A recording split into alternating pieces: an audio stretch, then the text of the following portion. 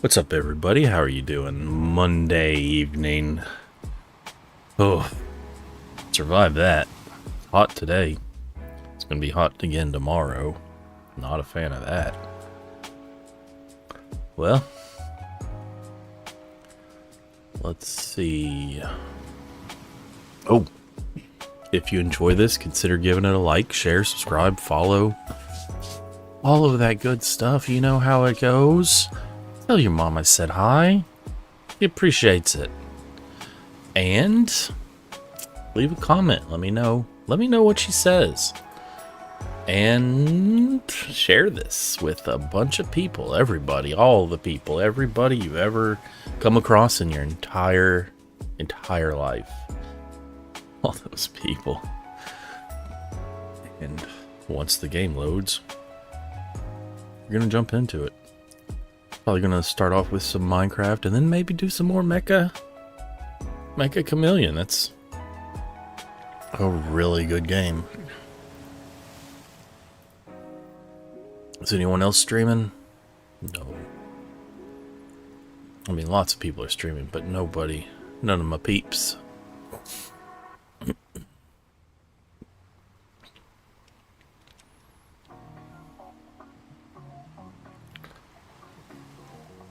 Where's the game?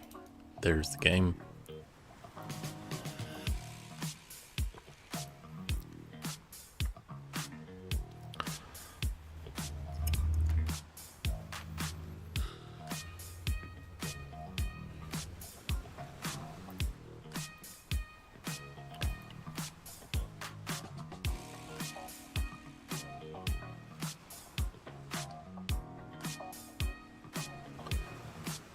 Okay. Oh, just in time to go to sleep, huh?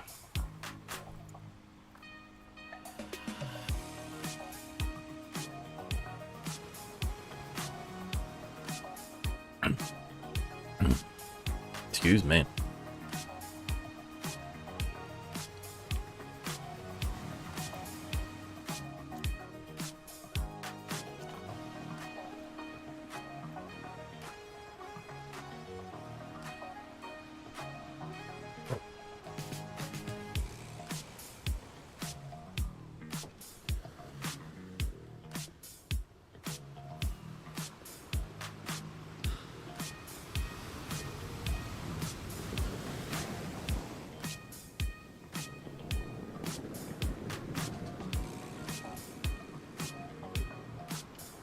I've started connecting the base to the ground.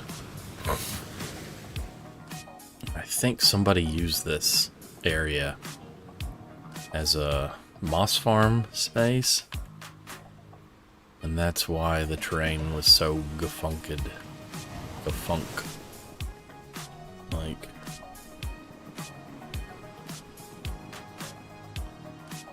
kind of all these weird.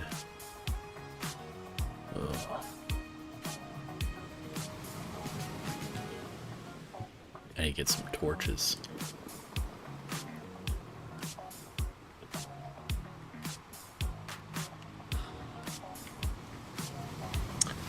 Let's fly back to my base real quick and grab some torches, eh?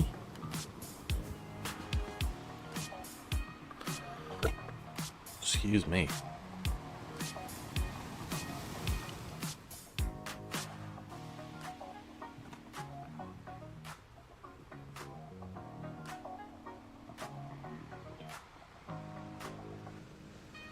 Grab some more dirt.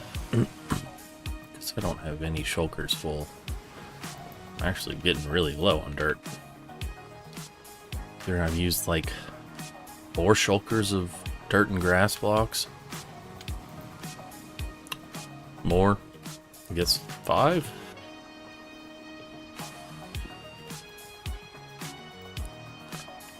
That should be enough.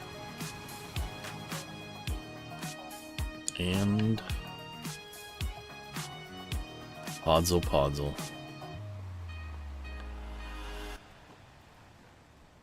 Got that grass. Got that little bit of grass. Got that dirt. We have essentially 2 shulker boxes full of dirt.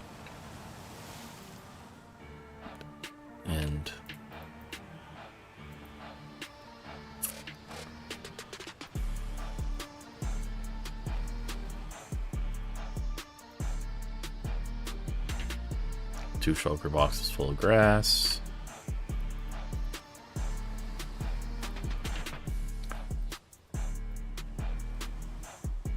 It works.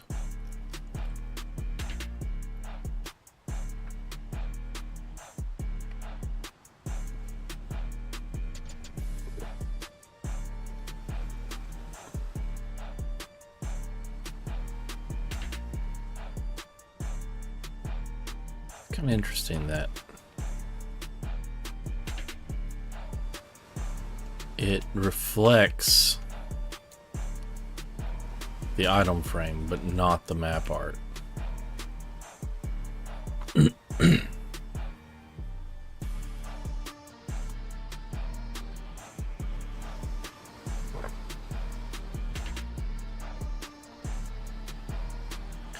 This is a big problem. This is, yeah, I think I've already said it. This is the biggest terraforming project I've done. Because cutting hills down is nothing. Cutting hills down is easy money.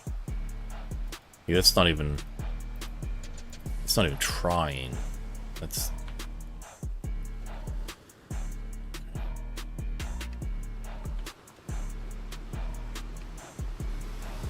Let's go over here. Okay. Now the yellow's fine. It's the red ones we don't like. I was about to fly up there, but do I need to?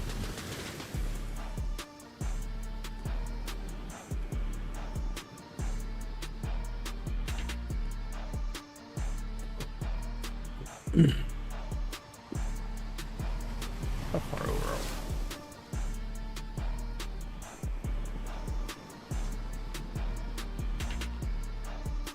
Alright, let's take the next level down.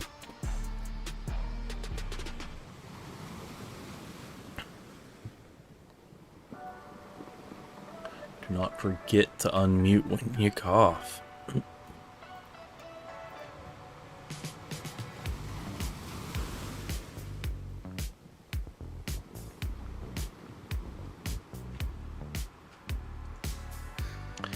Biggest problem with people watching the VODs and not the live stream is they can't tell me if I accidentally mute myself and forget to unmute. It's the interactions, man. It's great.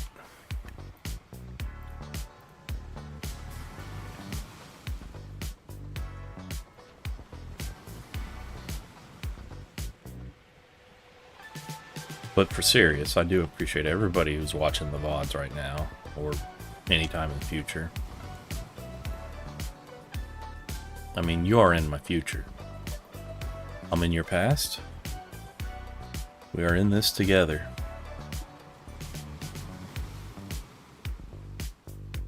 It feels deep.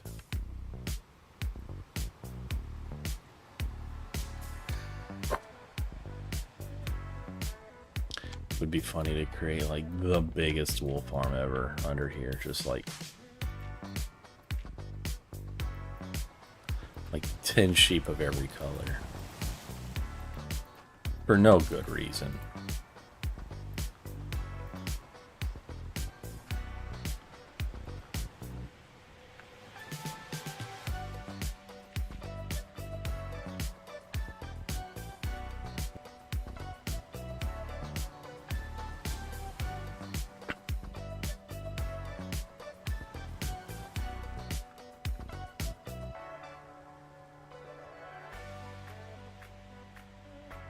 I love Voxy. I would get rid of shaders before I get rid of Voxy. Also, hey Xbox, how you doing?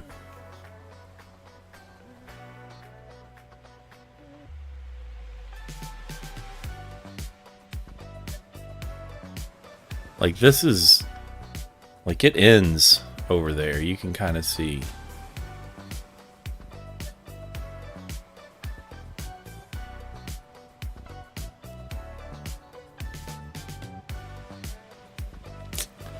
I don't see anything about a taper.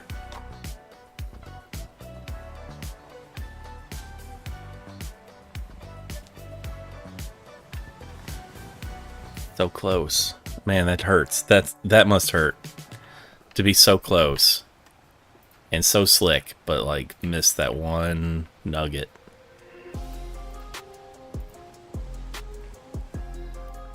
Like that was like coming in first place in a marathon by like a minute, but like tripping at the finish line, and your pinky just almost touches the finish line. It's got to be a little painful.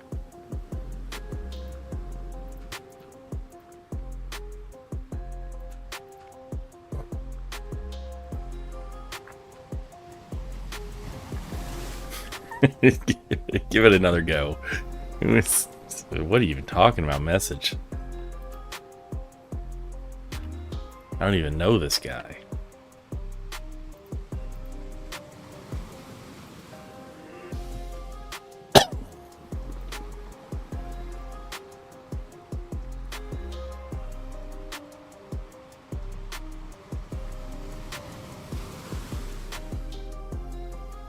You can see me get it. I don't think I want to see you get a taper. I'm not sure what that even means. Hey, moppin' sloppin'. I said I'd make it a title.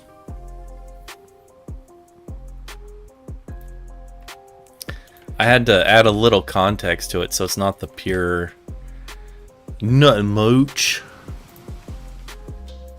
How long till you can change your Twitch handle? How long are you in the vertical jail?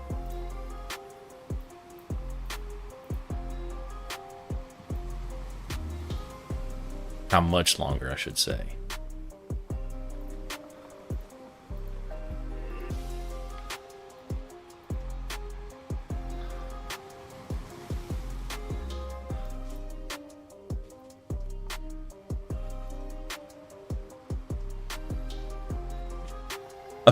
No. What? Is that hours? Is that supposed to be hours? You're a few hours away from being moppin' sloppin'.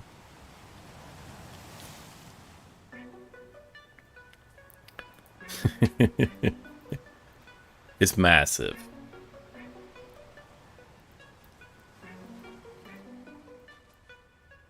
How's your computer holding up? Still having a rough go?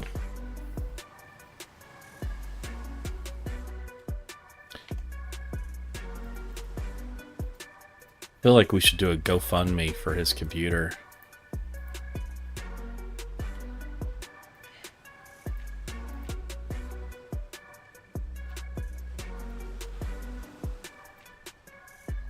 Well, his doesn't even work right now with the fan the way it is.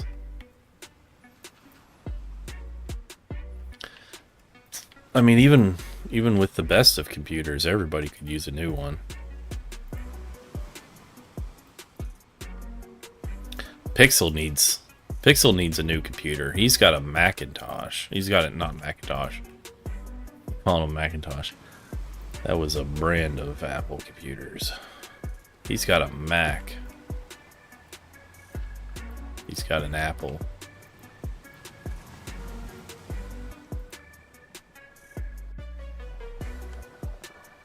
Spoilers? The video on spoilers? I think so. Oh yeah, with the new compressed wall thing. Hey Dash, how you doing? What is your... What's your streak at, Mr. Hat? It's gotta be a... It's gotta be close to it.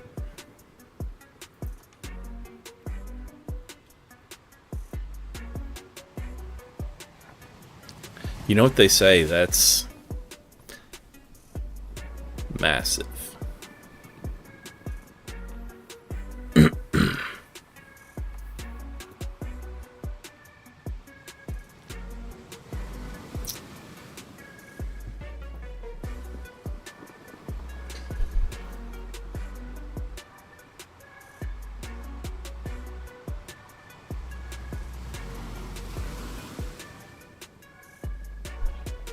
Excuse me.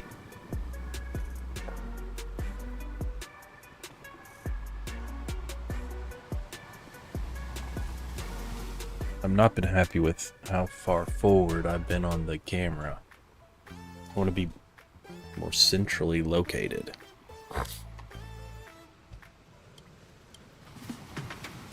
We got a full house. Everybody's here. Just got to get Plinko and Weave. Pixel.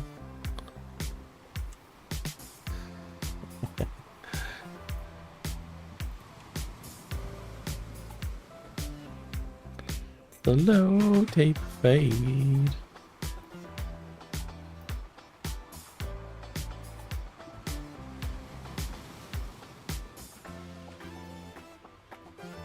But is it truly massive, or is it just overly sized? Is it embiggened?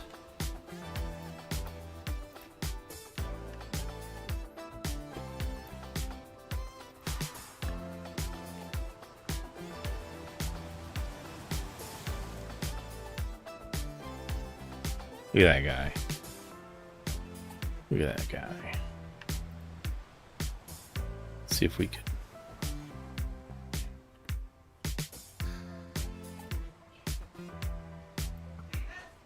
I don't even know where that arrow went. Okay.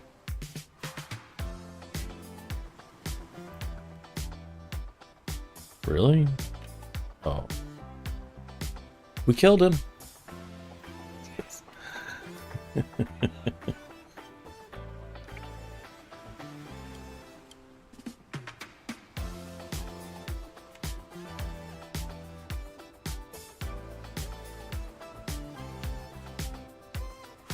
Dash, have you gotten your iron farm situation?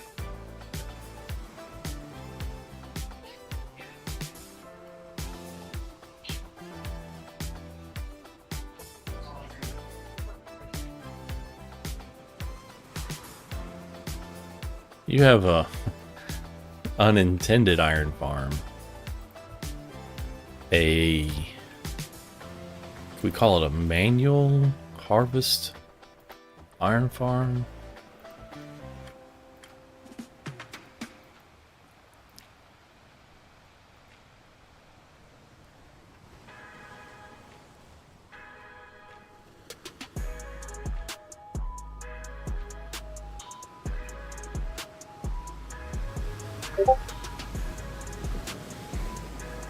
What's that, Xbox?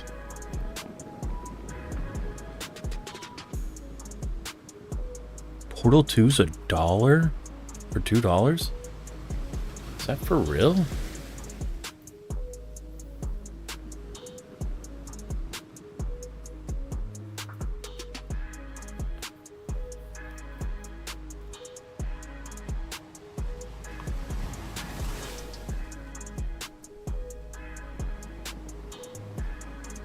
They're both?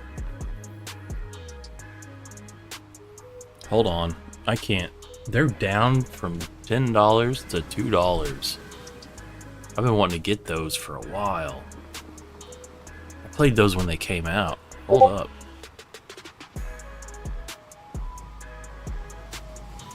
No.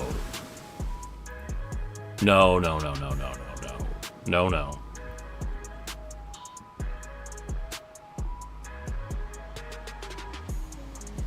Don't do it, because I'm about to buy them myself. Don't do it.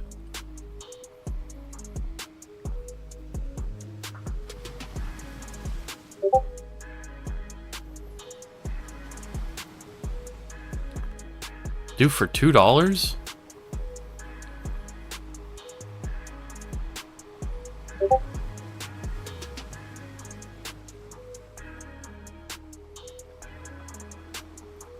What's the error?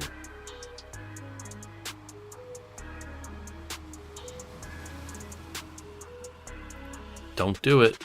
I have them on my wish list. I'm gonna pick those up.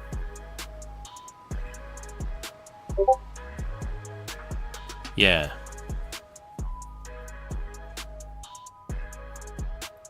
Dude, those are both of those. Portal 1 and 2 are great games.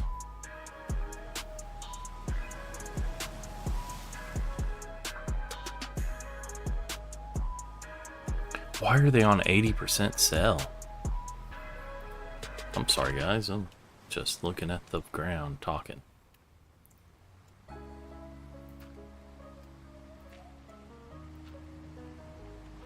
It's crazy how old those games are. Is it really 2011?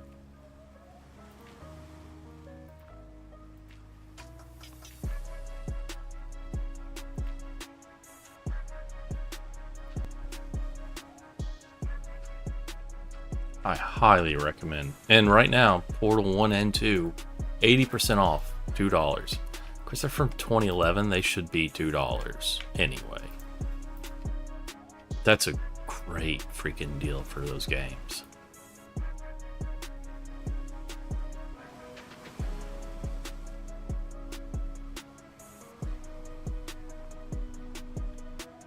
Some survival.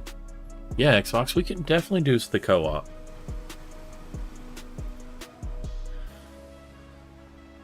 Dude, I don't, like, what do you mean survival? What kind of survival mods? Because I kind of like just regular survival Minecraft. I have a preference towards, like,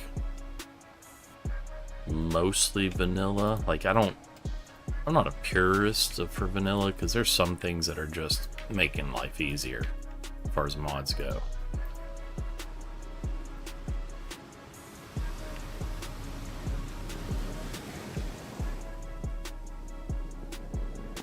Is it like a horror mod where they just kill you a bunch of times?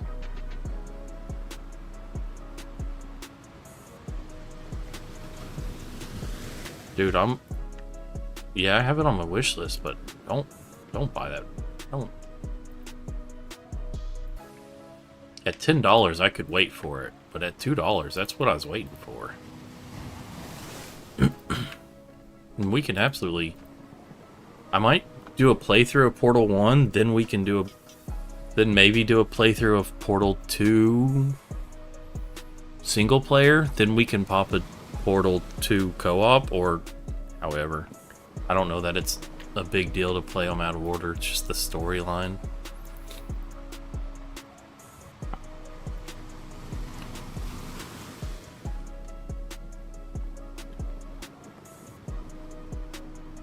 Scrape and run parasites. Is it on Modrinth?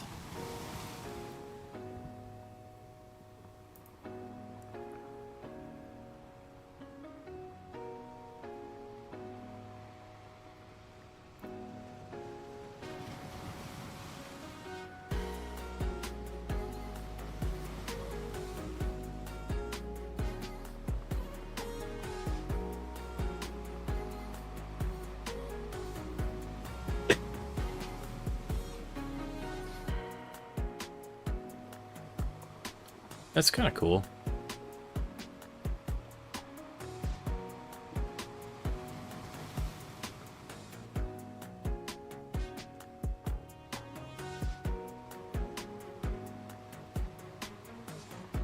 Hey Dash, thanks for stopping in.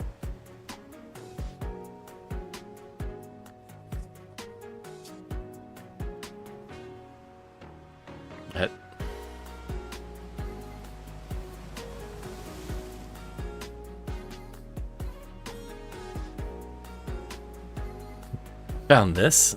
This is funny. Creeper parasites. Searching Modrinth for that, and there's.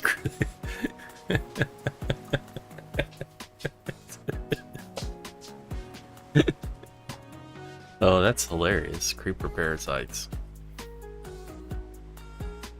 Yeah, if it's not on Modrinth, I probably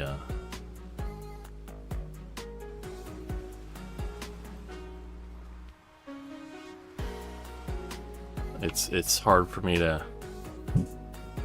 Plus, I'm on a server, so I can't really do random mods. Most of my time's on this multiplayer server.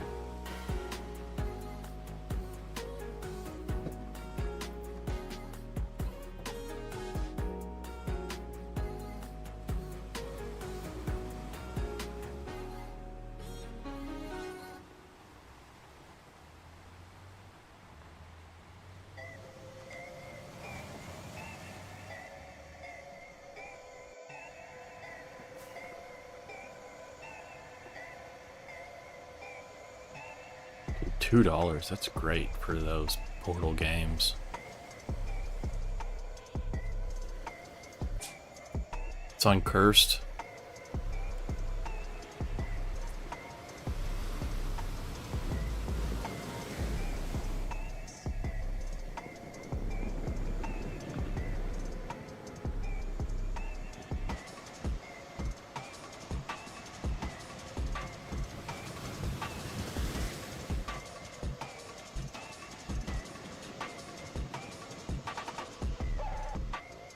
Let me Google it or whatever. Don't. And it was Scrape and Run Parasites.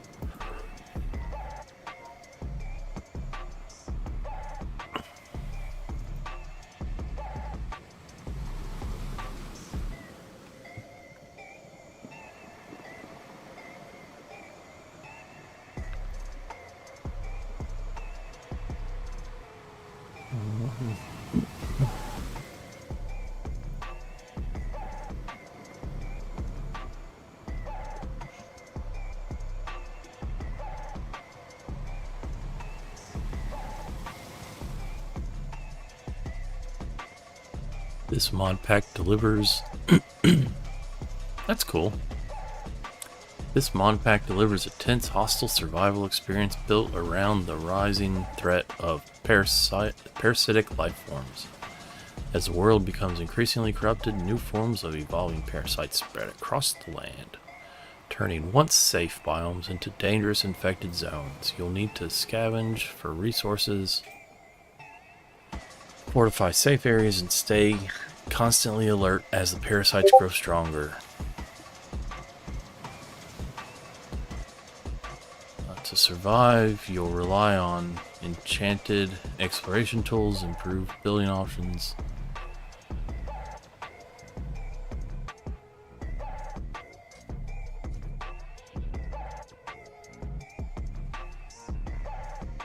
Wow, that's pretty good.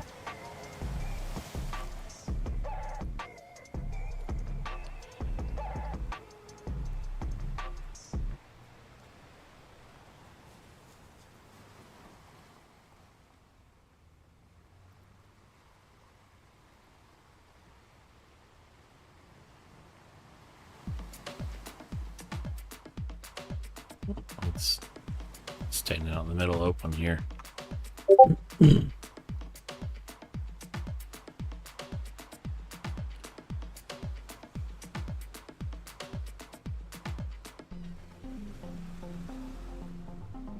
Let's see, check out some coordinates.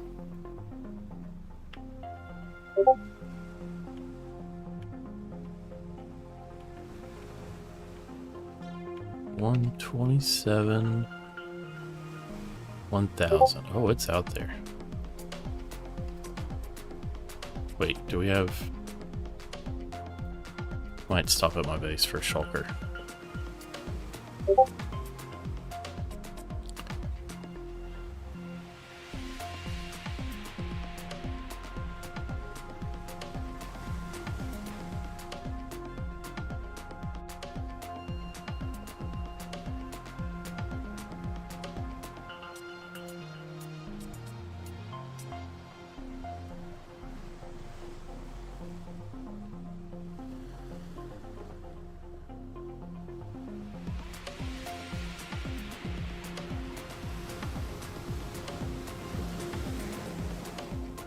I went looking for your instant elevator wall piston thing.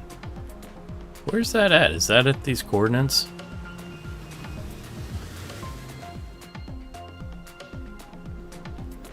We can see pixels.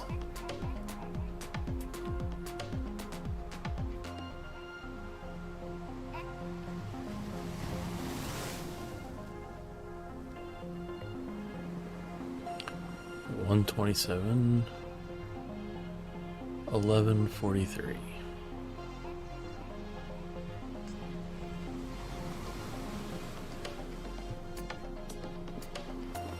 Yeah, I was curious to check it out. I feel like I'm getting close.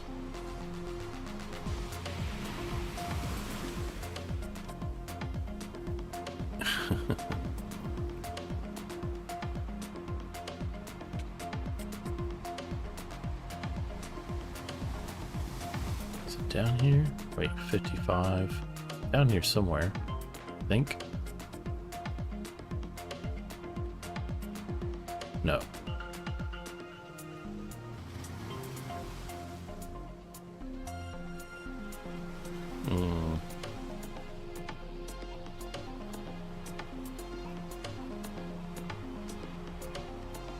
It's inside.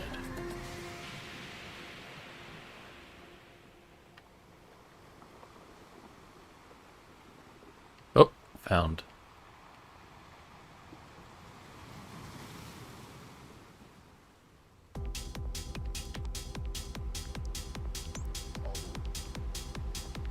Here we go. 48. 73. Instant. Gotta love that. That's...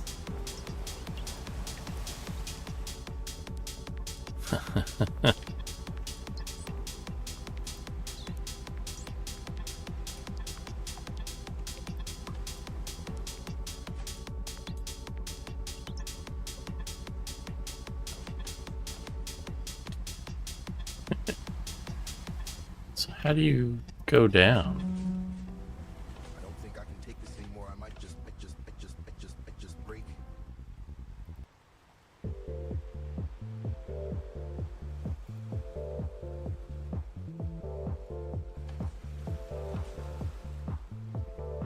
Oh, there's a... Oh, there it is.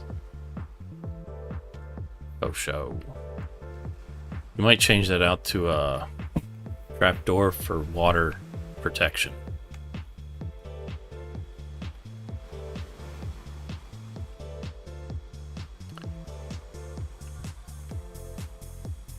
Those are pretty slick, dude. Wait, can I stand over here? Yes. These things are pretty cool. Oh, is the tripwire's there because it opens and it closes and opens too quickly to keep you up here, doesn't it?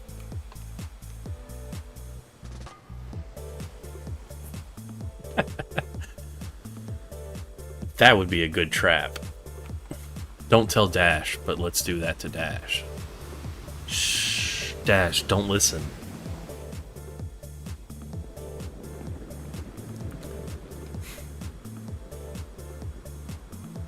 So yeah, all it is, instant elevator. It's just a piston row, sticky pistons on both sides with blocks and walls. And when you get in position, you hit your button, instant. Here.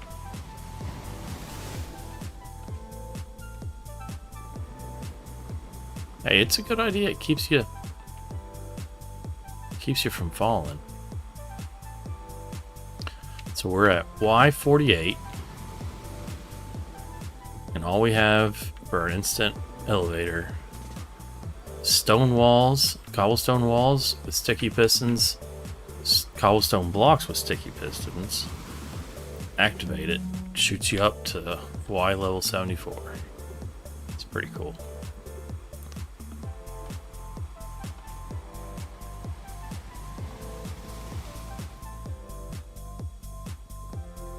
And what's this area going to be, Xbox?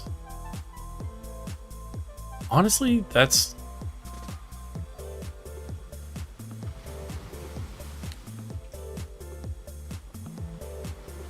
$300 pistons to go up 30 blocks? I think... Why is it 300 pistons?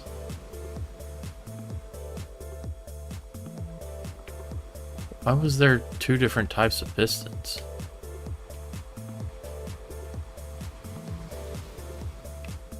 Why are they... Oh, to push the redstone. Gotcha. Oh, okay.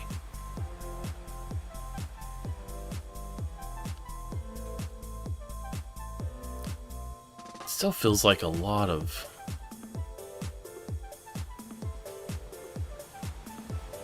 You know, you could probably make this out of all sticky pistons. If you made these sticky pistons, So you push the button, it pushes it over, then it brings it back.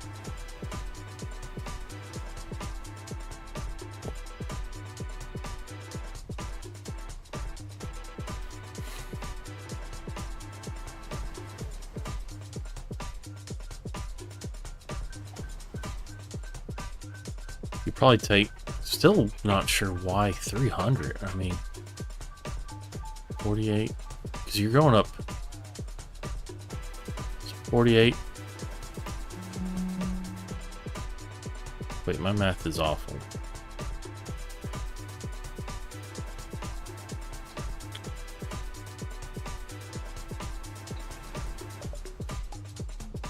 You're only going up 26 blocks.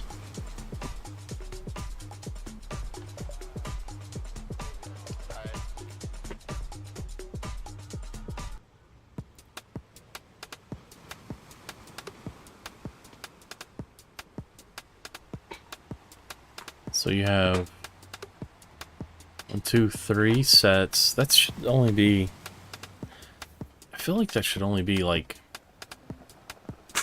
150 blocks or pistons.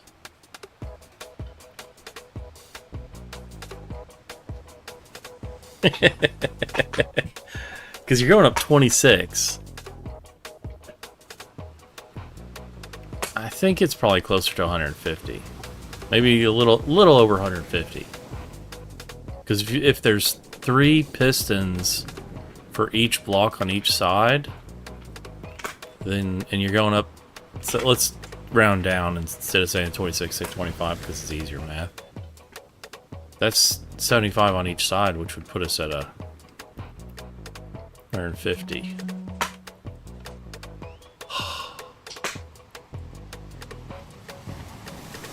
Ow.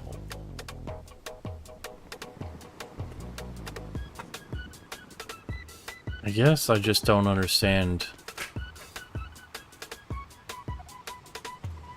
Like, is it 3 pistons on each side, or is it more than that? Because I'm assuming that it's only, you've got 1, 2, 3 per each level.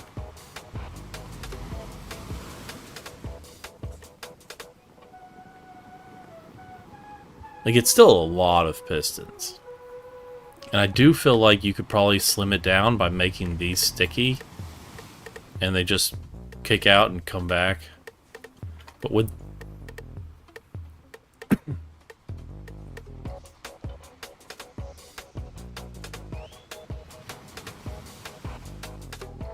But the technology's great. This is...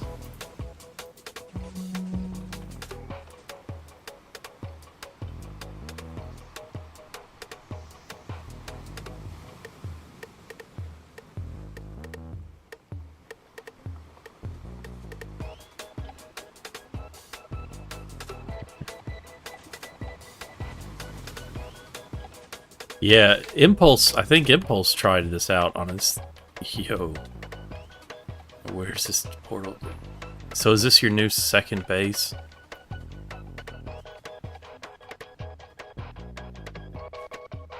I don't want to tell you how to build staircases, but that staircase is not the most ideal, buddy.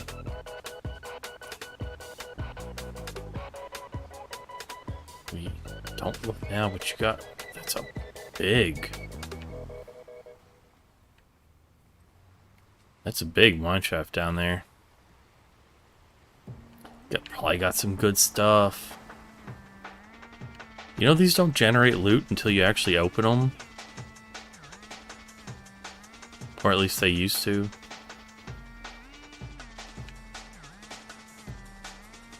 People were cheesing that by moving those into biomes to get specific drops that only appear in chests.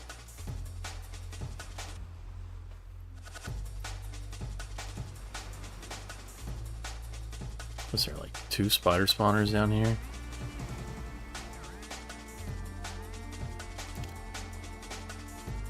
Looks like you're gonna have fun exploring this little space.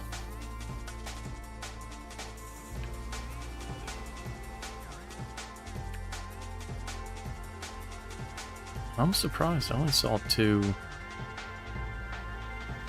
Oh, there's at least 3, and they're all really close. That's crazy. Dude, you also got a spawner down here.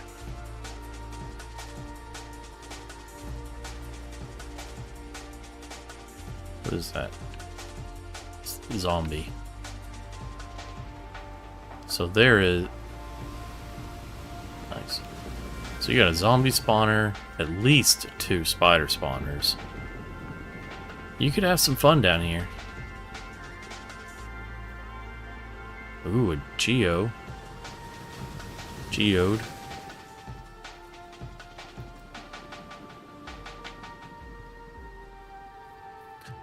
people consider amethyst that just didn't even how did I how did I not even see that? Is it good? Oh yeah, this was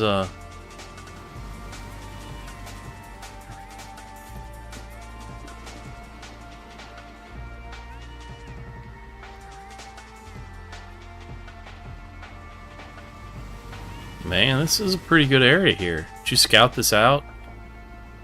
I mean, you had to have, right? You got the trial spawner. Dude. This might be the one Pixel was talking about having... Oh yeah, this is... Pixel was talking about this.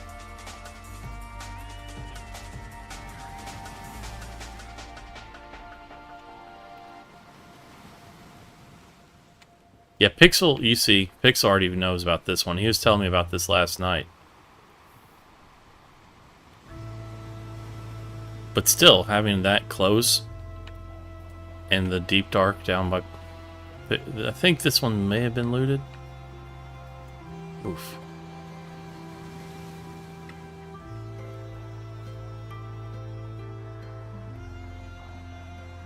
I'm right at the edge. This is 30-some chunks.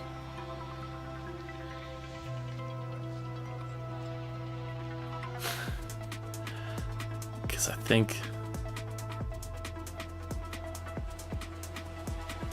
I think Pixel claims this whole area behind his base here.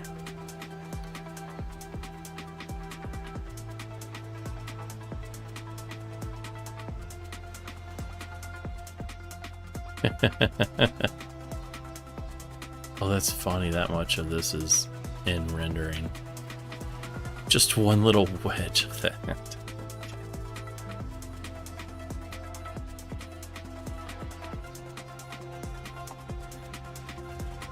Yeah, that's got some good structures back there. You just be careful, you're really close to Pixel.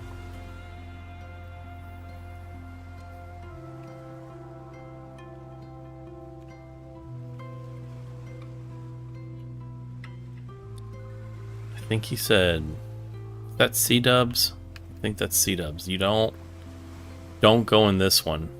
I think there's a warden in this one. XUS sucks.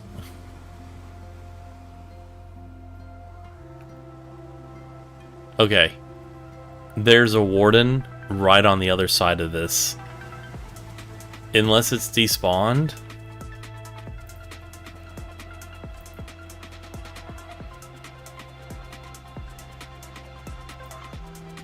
Yep, it's still there. Don't go through that portal there. Did you see that warden? He was waiting. He told me, yeah, it's not been loaded. It's not been loaded long enough for him to despawn. Pixel told me, don't ever go through this portal, and if you do, you need 2 ender pearls. Or an ender pearl to get back before the warden gets you.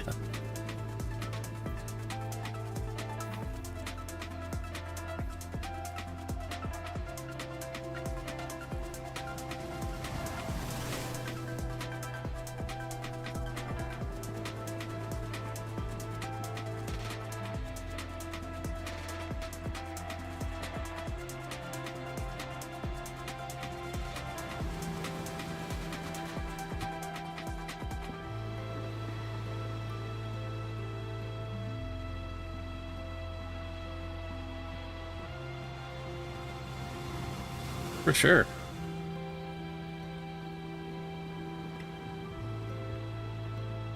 Let's see. I still need to set up a portal for... Oh, and...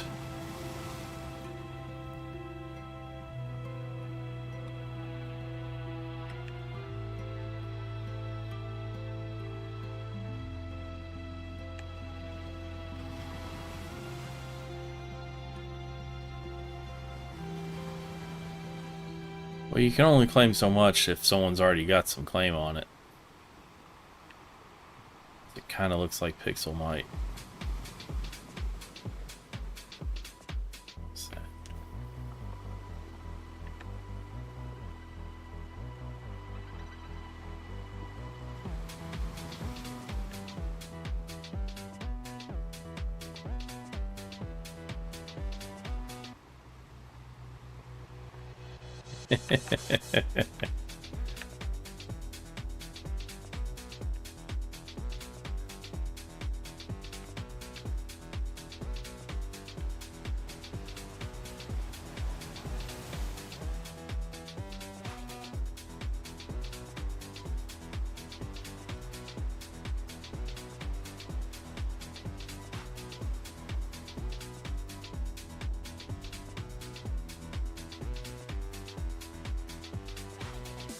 What's that?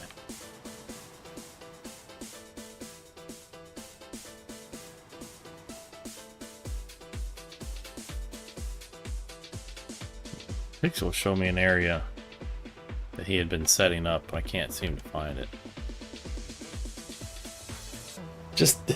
Just make you a bunch of spruce fences and build a fence around it and just claim it.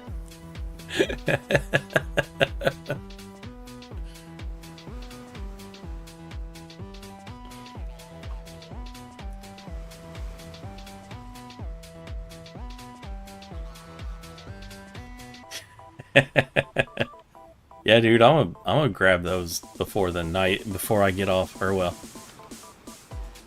after I get done streaming. I'm not gonna buy them while I'm streaming.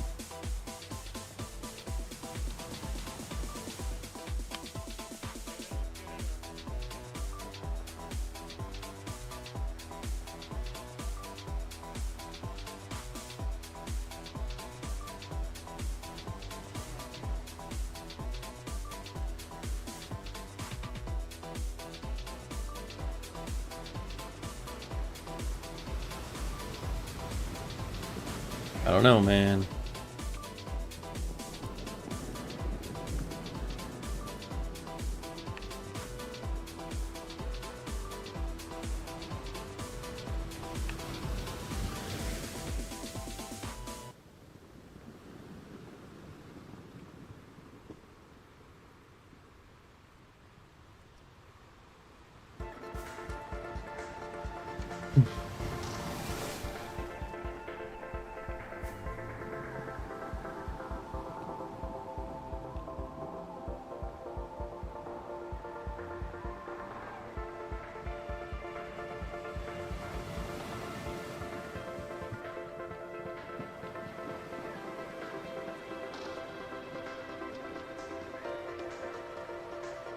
Shoes? I'm not sure what that means. Those words, they all go together, and they made a sentence.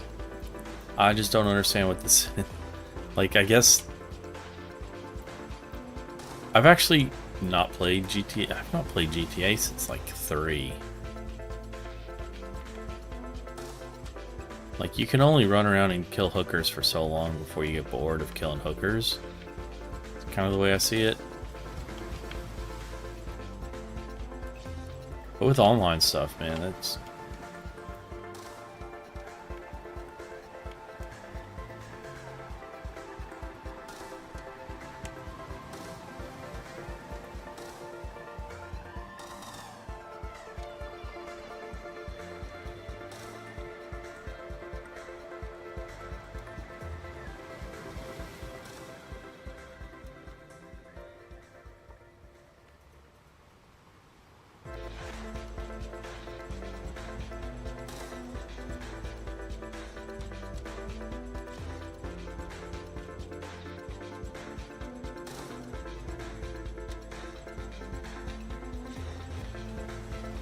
Yeah.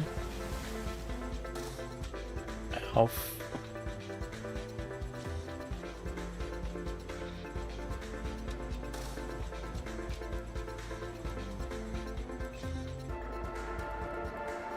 What's the name of that shoe store?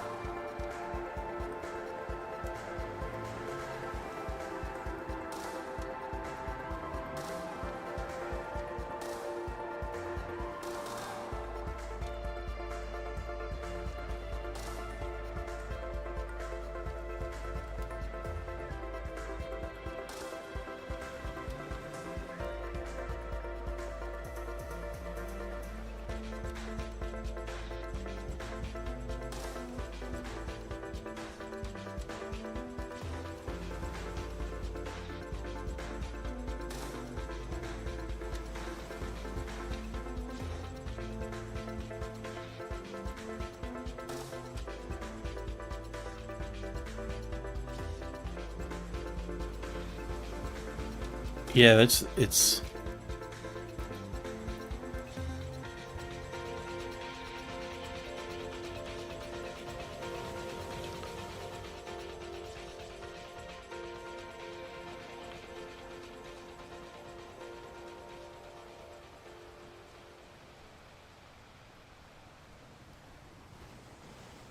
not sure what that.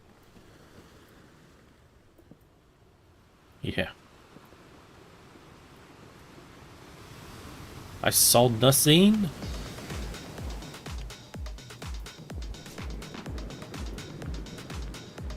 I'm hearing thunder.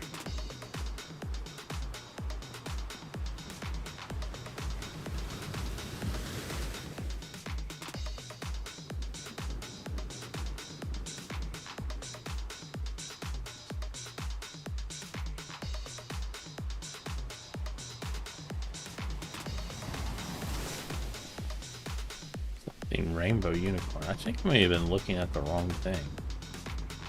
The thing I saw looked like it said Auschwitz.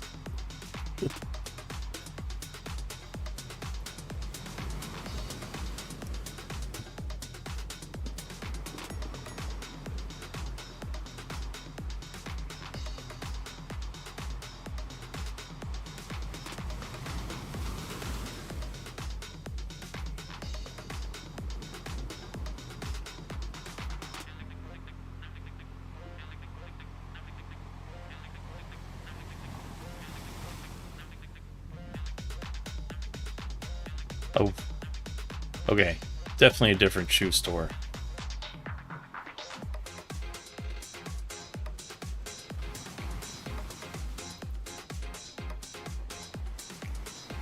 Vanilla.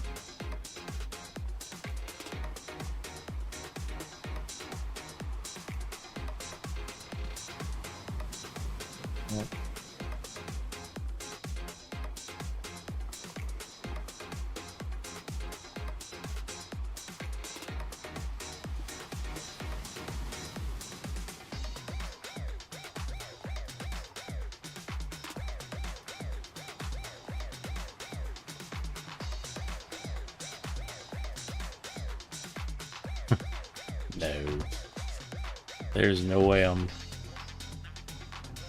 getting GTA 5 when GTA 6 is just about to come out eventually sometime in the next few years.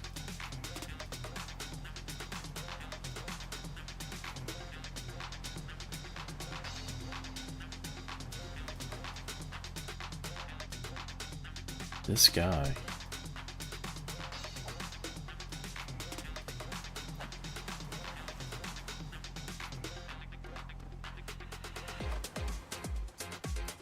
Hey, Brody. It's daytime.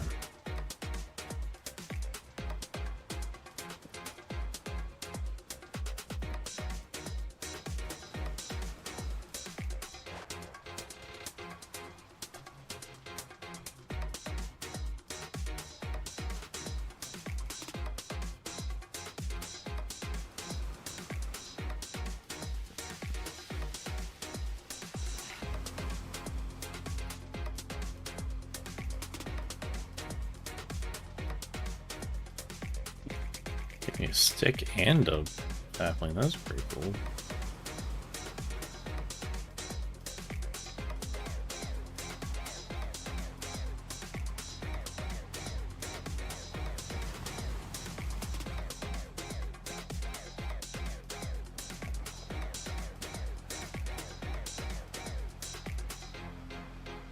Oh, okay. Yeah. Okay. See, I'm not finding any good picture. This is... It's a TikTok. I don't want TikTok.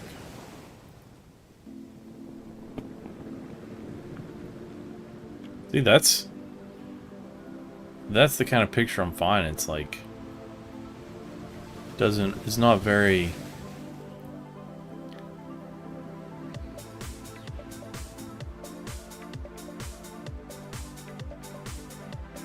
And then this is the one I found first.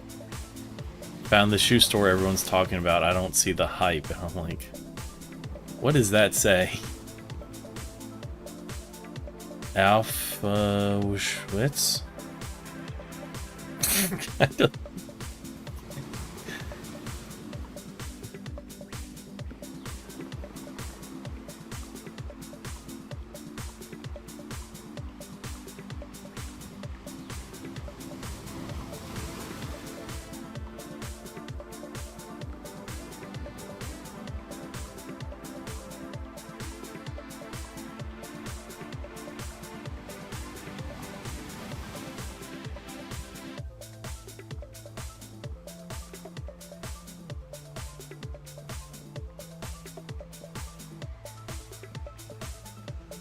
That is pretty funny, though.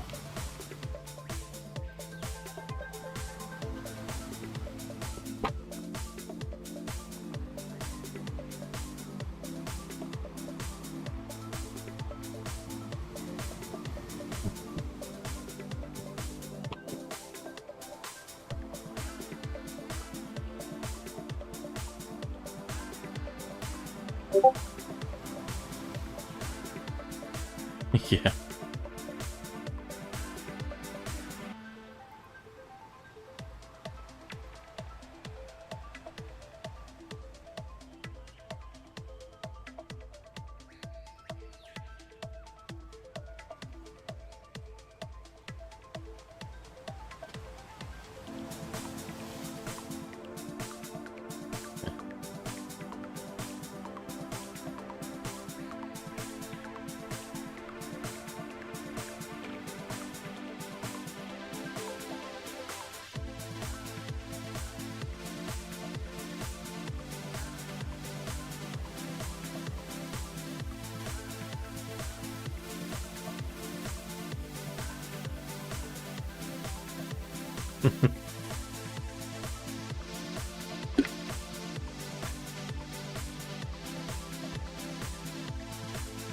That is funny.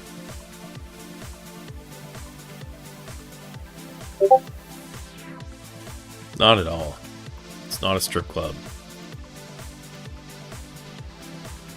Why would they even have that in the game? That wouldn't even make sense.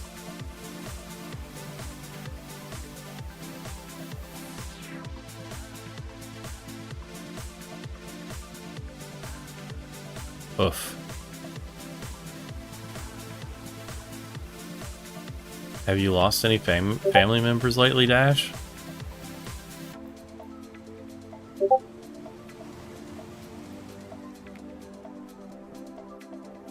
Uh-oh, bro's about to have flashbacks of Jenny mod.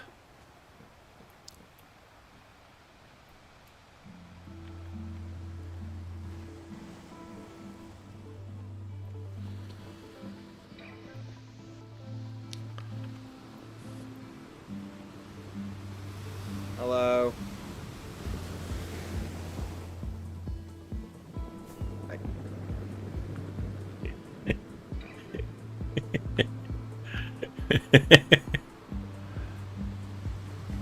I heard about you.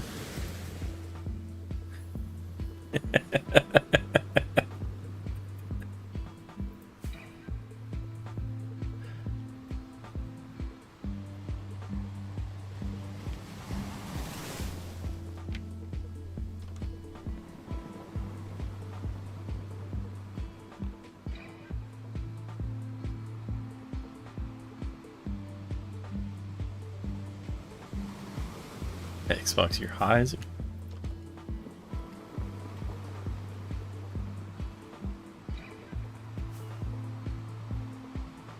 What? I heard about you killing families. Oh. I was just above Dash's base with bones of inventory. Said, "What's something very stupid and funny I could do?"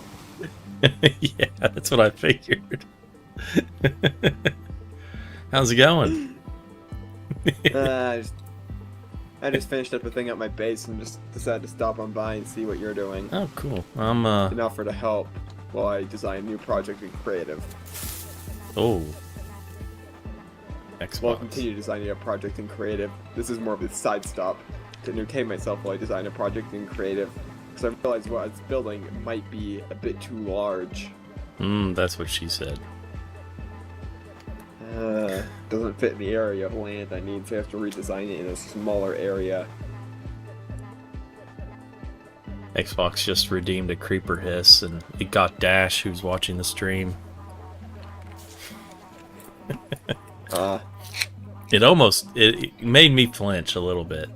I'll be honest with that. Every once in a while, it's like, oh shoot, because this is not a safe area. I'm trying to light it up, but there's spots that are. I'm doing pretty decent. Do you need me to do? Do you need any deforestation? If you wanna cut down some trees. Yeah, I'm running low on oak. I can actually give you. I just cut this and this down. Yeah, I just used up my whole backlog of oak, so that should be useful. But also like these trees right here, like anything that's under the mountain can go. Okay. I was actually literally just cutting down some trees. Mountain, I saw that. hill. I called it a mountain. It's a mountain in my mind. But there shouldn't be any red spawning, so you shouldn't have to worry about any monsters down there.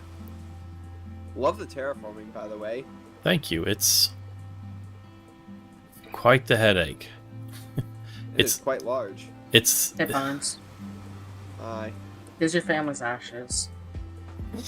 Thank you. It's a lot easier to chop a hill down than it is to build one.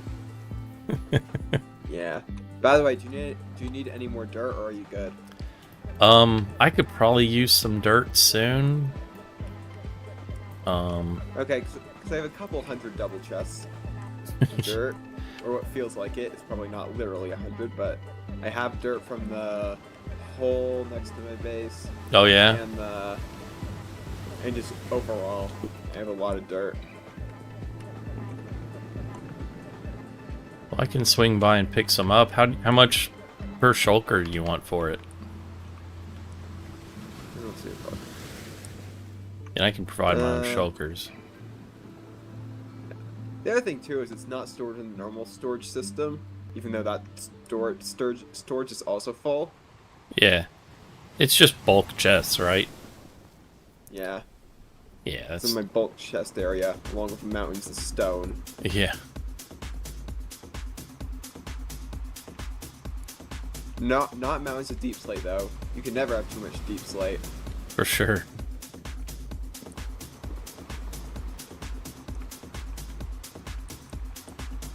Sorry, I'm not replanting. I don't want them replanted. Yeah, I figured. Yeah. I will be replanting on the hill, but not under it. I'll give you the saplings. Oh, it doesn't I have matter. a couple stacks of oak in my chest.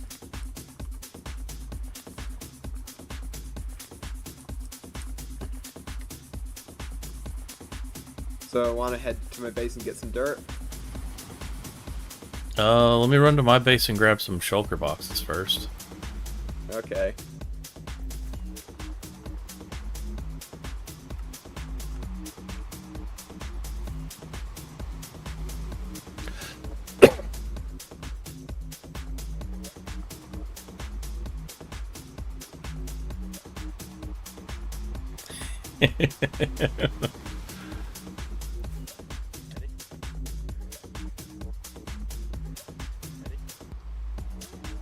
Can't believe I made that.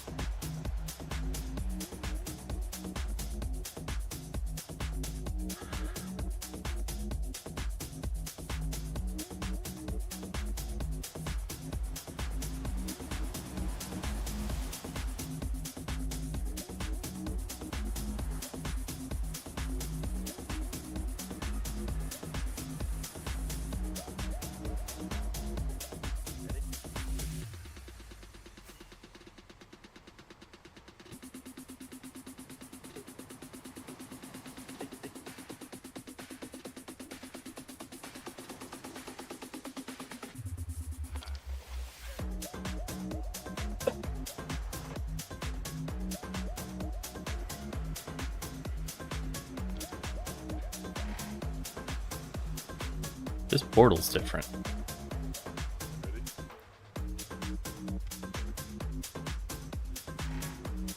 I like the new portal.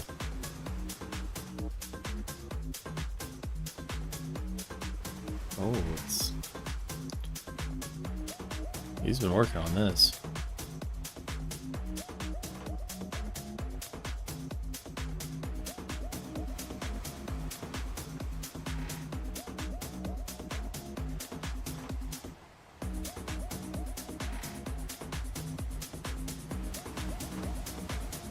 He's been doing a lot of tree stuff. I do like this tree.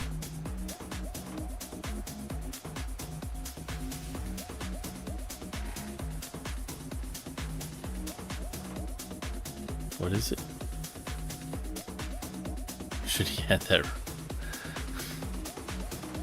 I didn't even see the... Oh, it's tied. I like the new portal area. I was just free camming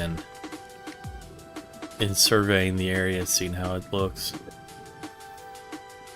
Yeah, I didn't know if you were gonna go to your base and back or just straight here, because this is the new portal area. I finally got it finished. Yeah, it's nice. Instead of making a giant tree.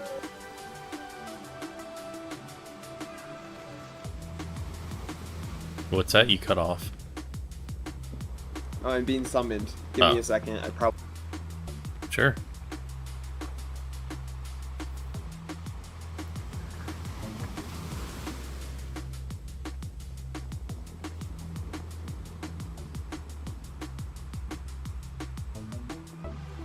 Wait, I thought it was over here.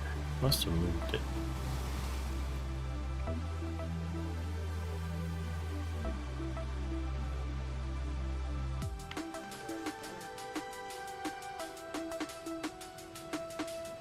Sorry. The dirt is in the... You follow me to the creeper?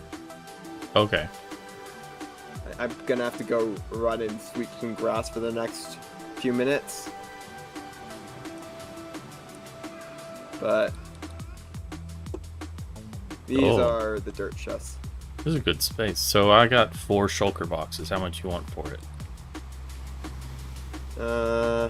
Let's see. That would be 9 times 6 times 4.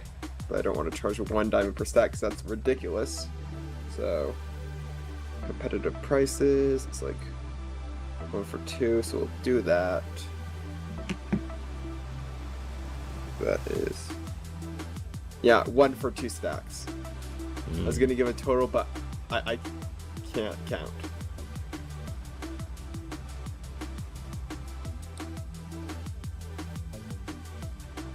You also can dip into these too, if needed. Yeah. I'm trying to figure out what I'm trying to figure... I have your price, I'm trying to figure out what I want to pay. Like, do I want to go that much? Because that would be... What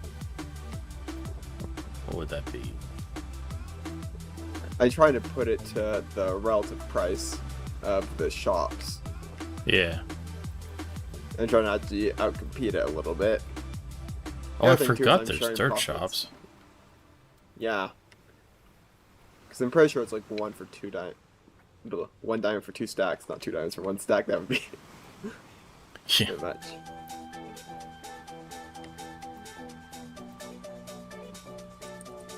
What's that up wait, there? You gave me... Oh, up here? Yeah. More chests. I mean, just... I'm curious what's in them. More stone. Yes, the stone row. Oh, okay. All this is stone. It's kind of nice that And it's there's separated like diorite, that. andesite, granite, and then sand. People don't use sand is... That's... I use andesite quite a bit. Yeah, I don't think people use andesite enough. I mean, want to see something really cool, okay? Andesite. Yeah. How about 1 diamond for 4 stacks? Okay. I mean, you're also giving me the wood from the area. So, that's fair. Because I am going to deforest a lot of stuff. Yeah, Because I need a lot of wood. because that'll fill up all 4 of my shulker boxes for, you know, basically a half a double chest, a single chest full of dirt, spread out. I mean, the other thing too is I don't think I'm going to use like all this dirt by the end of the season. No, not unless you have a big project, because Yeah, like maybe Mop and local DM because they also technically have a claim on this oh yeah, because they help dig. But let's see. I mean, Mop's base is a literal giant hole in the ground, so he's just gonna need stone mostly, and he's gonna get dirt by digging anyway. And then there's local DM who might need dirt, so don't take too much. Oh, like I said, I'm only really getting 2 double chests worth, Yep. because I'm starting Oh, to I thought get. you were grabbing 4 double chests worth. No, Yeah, I'm that getting price is 4 way better than shulkers. 2 double chests worth. Yeah, no. 4 shulkers for, yeah. Yeah. I'm gonna go sweep grass now. Back in a bit. Sure.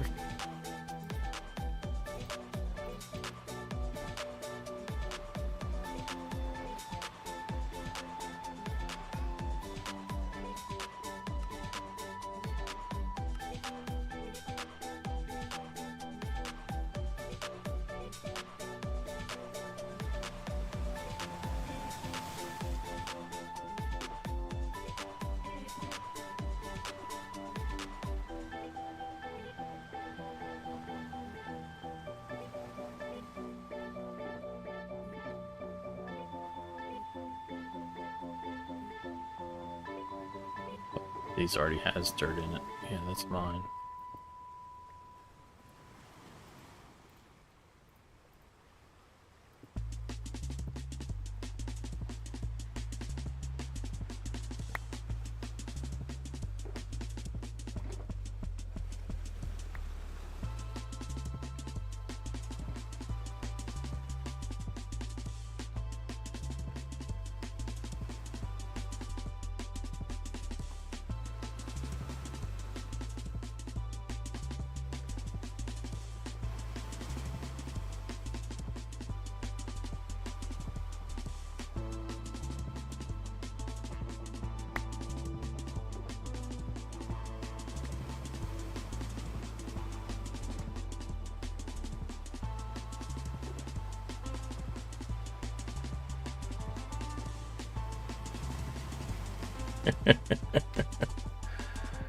The Xbox, it'll happen sooner or later, I guarantee you.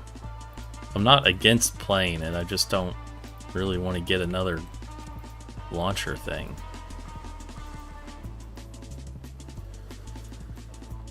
So let's put... Not this, no. No telling when it'll happen, it's just...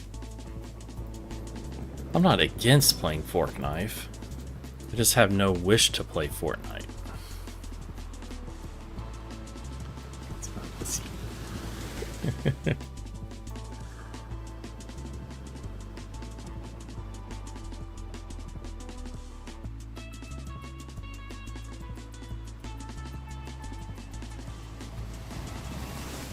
It's night.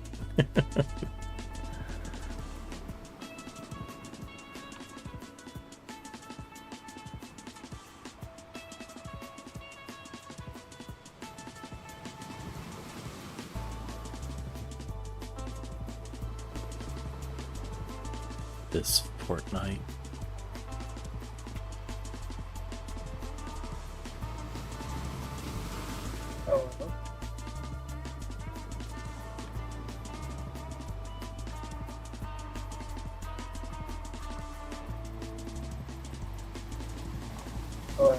Hello.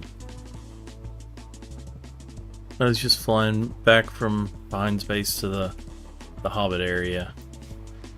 Thought I'd pop, since I'm flying right over, I thought I'd stop in and be nosy. Yeah. I only got 2 of them jobs, but I got a decent amount of villagers. Yeah. The jobs are well, this is a good idea, but you know, when you're ready, I'd say go trapdoor, because that'll keep baby zombies from getting to them. Yeah, good point. Yeah. Want my family's bones? It's They're pretty. tempting. Maybe, do you have an anvil? Oh shoot. They mixed in with my bones. Oh crap. I don't know if those are your family bones anymore. So, okay, it's stranger's bones. Do you want 5 stranger's bones? I mean, they're all mixed together now. I have a pile of bones in my inventory. Oh. I had That's 11. disturbing. I had 11 in my inventory, so I'm not sure if Ooh. which Yeah, ones are that's- which. That's really bad odds for me getting the bones back. Oh, Yeah, that is unfortunate. could have been any of them. We should have renamed them so we knew. Yeah. And then I could have sold them in the antique shop. Haha. Wow. Wow. Don't worry, that's where I'll sell your bones someday. Well, everyone's got to make a living, I guess. Yeah. Some good music in here. Random music. The Yeah, Indian you music. you can tell I've been to the trial chambers because those are the only 2 music discs that I actually have 6 of each of them. Wait, what's So- this? What's this one?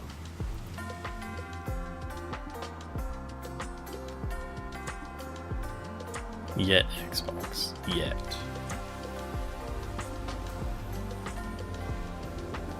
That's actually good music for your little snowy landscape here. Yeah. Also Xbox Word. Just some advice, maybe like advertise a bit more.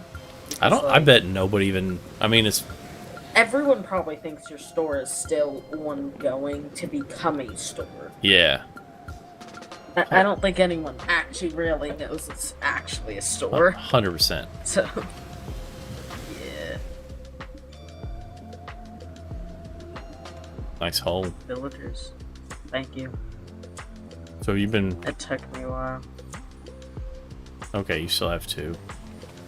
Yeah, these are just for breeding because I Yeah. need 8 more to put in there. Only 8? Yeah, only 8 more. So, Oh yeah, I More didn't even slots notice in these guys over here. yeah. This whole thing is filled and Oh yeah. there's 8 over here. Yep. Yeah. It's Just getting need there. those guys to have 6 babies. Or you keep a couple back as your reserves. Probably have 8 babies. You know, if they're Yes. making babies, you might as well make some extras. Does that sound weird? I feel like Kinda. that sounds weird. Yeah, I kind of it kind of does.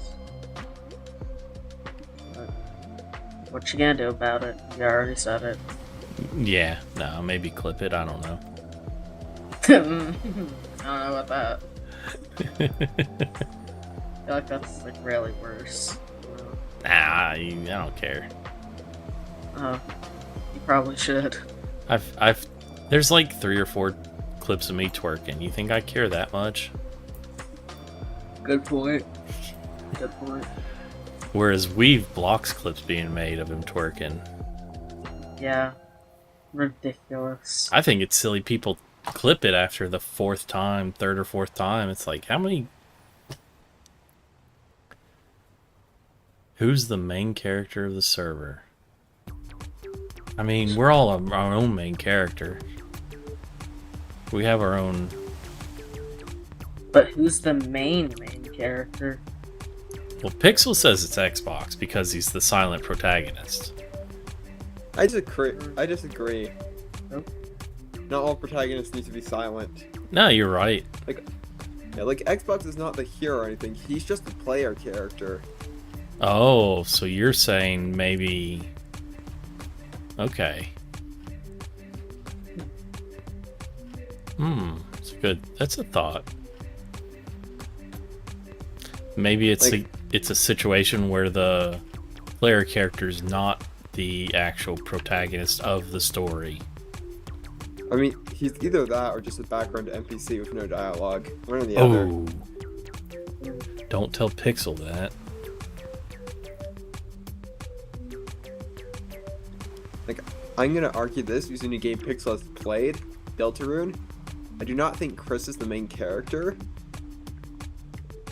For a lot of the game, Susie is the main character. Chris is still an important character, but it is the player character. But oftentimes, they're not the main thing in the plot. Have or you seen? focus. Have you seen the movie Scario? Anybody?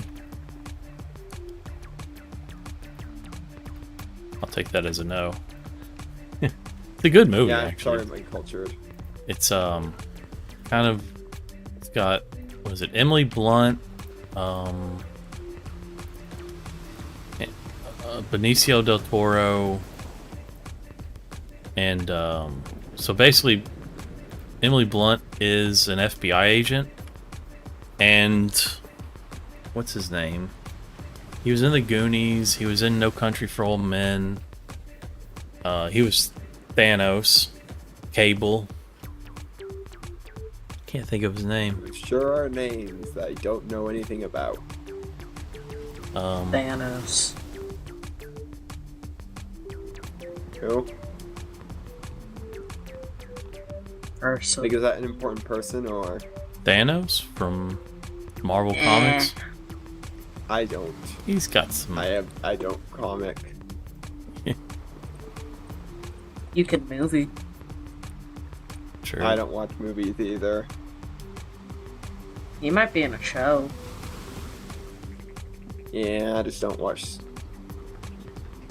Actually, I think it's superhero, but I could be wrong. I don't really know.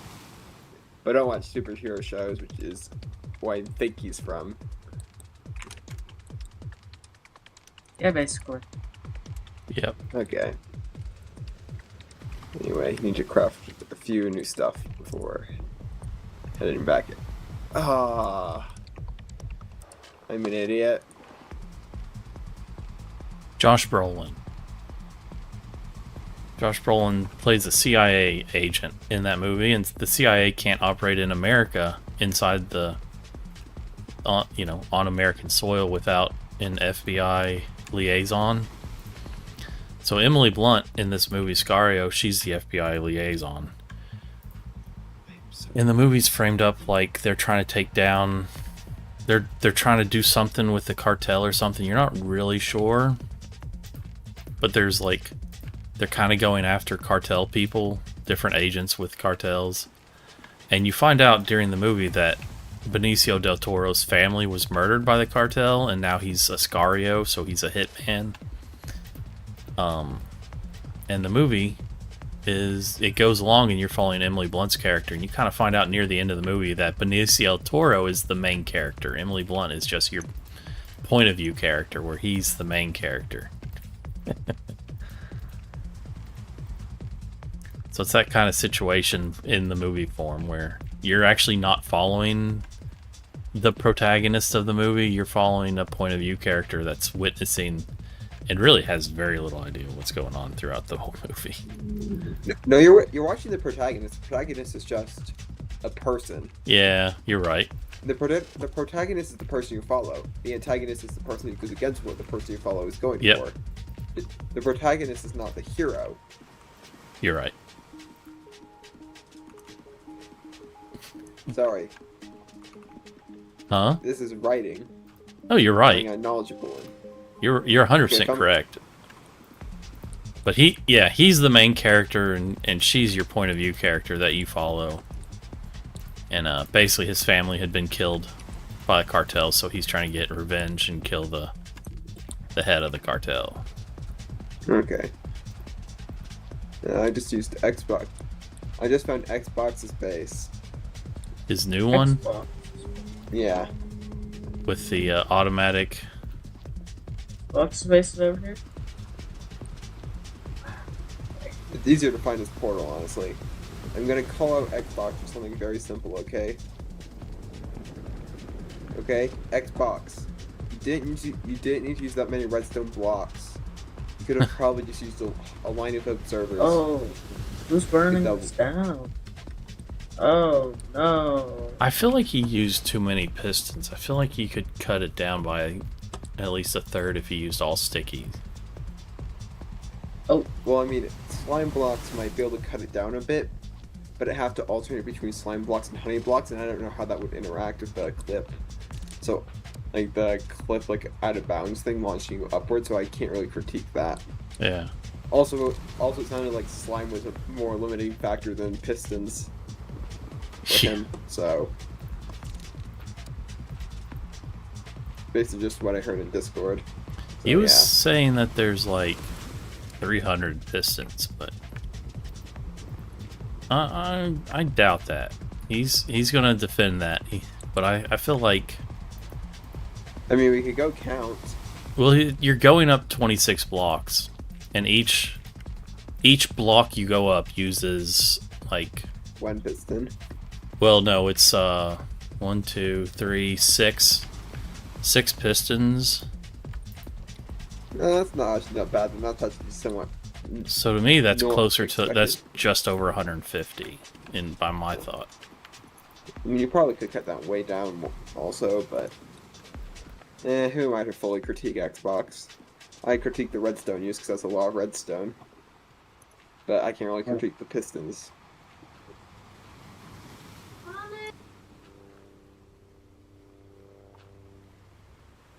I keep coming back and people keep summoning me. Yeah. I miss being alone in a room, and in a I house. Living with others suck. saw That you soonish. posted it at Xbox. I can't watch it right now. yes. Mine's left and I didn't even get to hit him with a music disc again. You were gonna hit him with a music disc? You might break the disc. No, not literally. Well, it's a game. It still wouldn't break.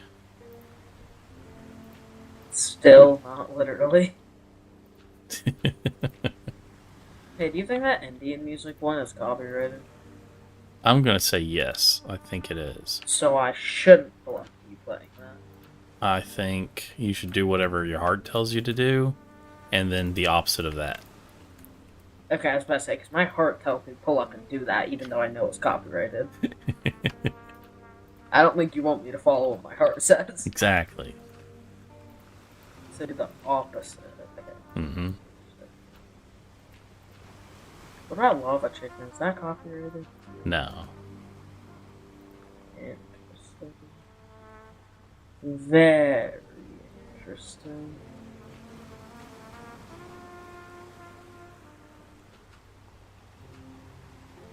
That would be wild if they copyrighted their own music like that.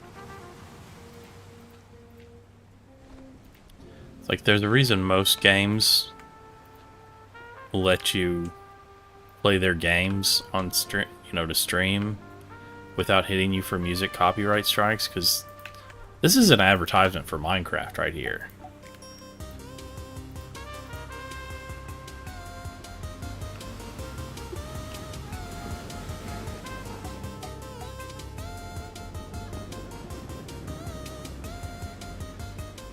A chicken!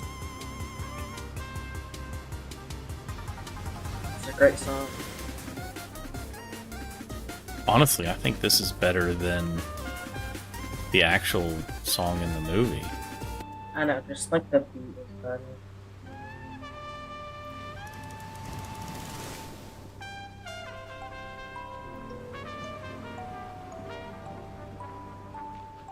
I will say the regular version is one of my favorites. Total bop.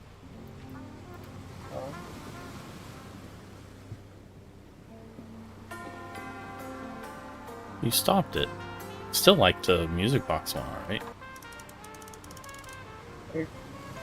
Backle. Wait, what's the normal one? Huh? Wait, which one is this? Oh, wait, this one? Yeah. Ah. That one is a total bop. They sound the exact same.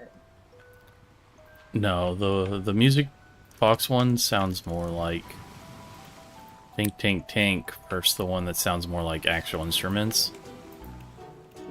See? Yeah, I hear it now.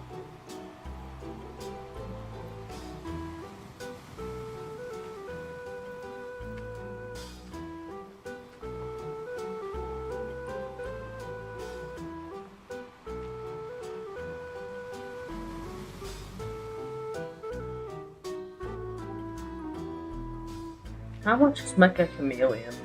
6. 6. And they've sold over 10 million copies. I know, it's a fun game.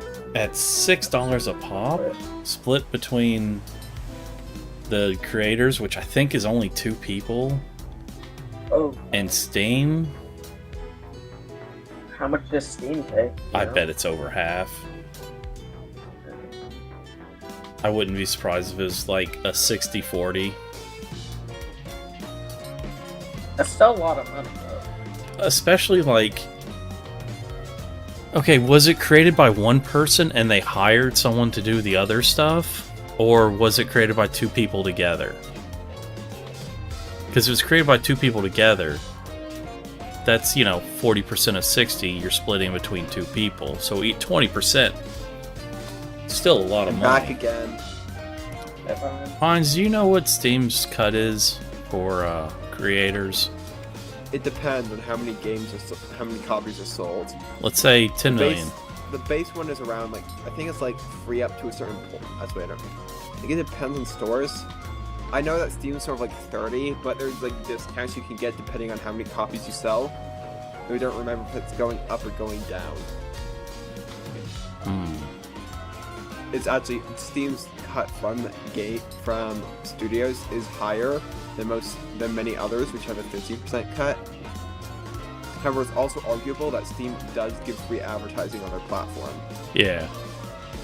So there is a larger player base than many That's other true. platforms. Because there's a new game that's dropped that's caught on crazy. I don't know if you've heard of it, called Mecha Chameleon. I've heard of it. I've been wanting to play this game since before it came out, so I'm kind of happy that people are excited about it.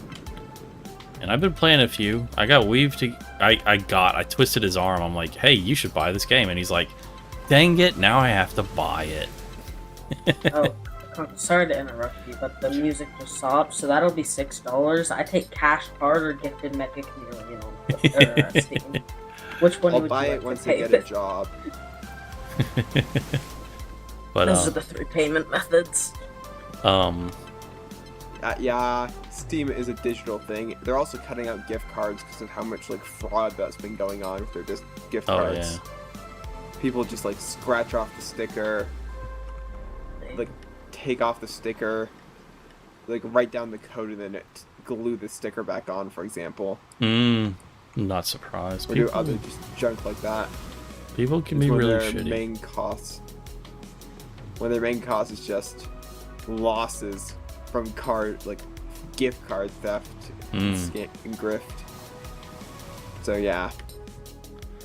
Yeah, right now I think out of the group of us, Xbox got it, We've got it, and I have it. And Dash is acting like he might try and get it. I'm gonna get it. Well, I tell you what, the shorts are doing is most games don't do as well as the Minecraft shorts. When we play Burgling, those don't do nearly as good as Minecraft, but the Mecha doing just as good as Minecraft shorts. It's because some games just aren't as popular like Burgling knows. Well, yeah, it's definitely, but when you're doing for the lulz, you would think you'd have a little more than blah. Yeah, but I feel like most of these are just purely the fact of people just doom scrolling and usually watching Minecraft content, or in this case, Mecha Chameleon content. For sure. Well, that's like TikTok gives me almost 100 views on any short or reel or whatever you want to call it I post on TikTok. And I say they give it to me because when your platform is here's a video as you're scrolling, you know, you're swiping. It's like you're not like on YouTube, you a lot of times if you're, you know, not counting shorts, but on YouTube you click on a video and watch a video. Whereas any platform where it's swipe, swipe, swipe, and videos are given to you, you know, it's like they give you the views. That's my opinion, at least. Oh yeah, by the way, do you know studies given on the platform that has words similar to a clock, sound effects? That short website thing that I don't want to use or utter its name of. Yeah. Ever since it was bought up by American companies, like I don't trust American companies, I don't trust Chinese companies, or the Chinese government. Here's the thing. Or the American government. I would have rather have an American company spy on me than a Chinese company. I mean, I honestly don't think there's too much of a difference. I think in the end it gets to the same people. The Chinese I think the Communist Chinese Party. company is just, yeah, I think the Chinese people are slightly worse. As the American company, they charge the Chinese companies to buy the information, but they're both probably gathering the same information either way. I mean, I don't Back. totally disagree with that. I believe there's an economic elite class in this world. 1000%. Their main goal is to increase their wealth at any reason possible, and they work together, trying to get as much money as they can out of the general public and everyone else who's a lower stance than them. And that they would wring each other out by the neck if they could. However, that would just decrease their profits and decrease their power. I was gonna say I'd almost disagree on the fact that you're saying that they're only trying to get the money, because power's a little more. The reason why they're trying to get money is the power that money gives, of course. Yeah. First you get the money, then you get the power. Or wait, first you get the Yahoo, then you get the money, then you get the power, then you get the women. I mean, It's lot just of like the time Scarface. First you get fame. Scarface said. First you get fame, then you use that to grift people for money, and you use that money to get political power, and you continue on the grift, become the worst president of the United States. Or you can always do this, you can always start it out by being born into a rich family. Then you can basically use that reputation and grift the entire world to making pretty bad products by only making a few good ones and then immediately making bad ones. Just overall having terrible opinions, being very racially insensitive, while becoming one of the wealthiest people alive. I have no idea who he's talking about, guys, and we're not going to dive into it either. Yeah, let's stop diving into this. Let's just say I have strong political feelings. Oh, lots of people do. It's one thing that the world's not short on is opinions. I believe it should be illegal to prevent people from selling the seeds of a product they buy from someone else. Reselling. Well, no, I mean, like, if you buy wheat, you should be able to grow the seeds of the wheat you bought.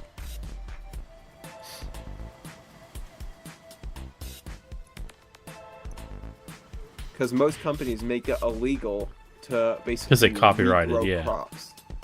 Yeah, it's like, you can't regrow produce from the offspring of the produce you bought. You have to buy new produce every year. Well, what's crazy is when they like genetically engineer that stuff, normally the seeds they're not able to germinate, I guess, is there's no ability to repopulate your seed stash and grow new crops.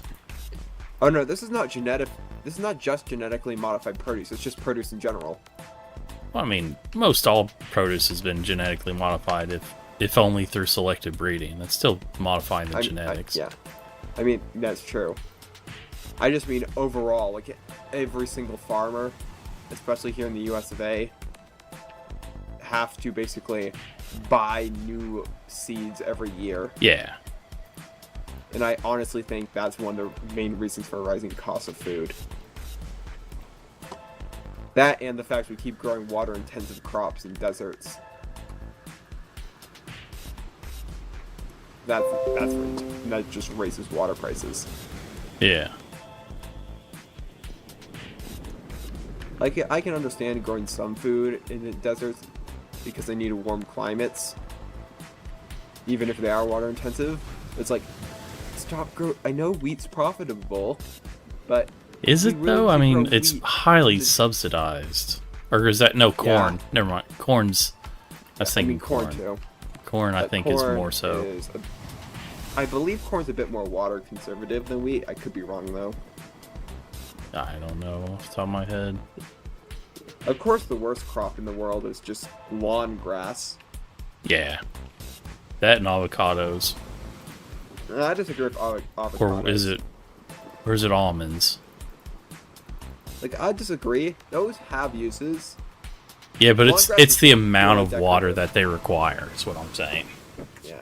Like, lawn grass is almost purely decorative. Like, Yeah. very few situations it's usable are like sports. And I mean, that's debatable. Yeah, that's true. A lot of sports don't even need long grass.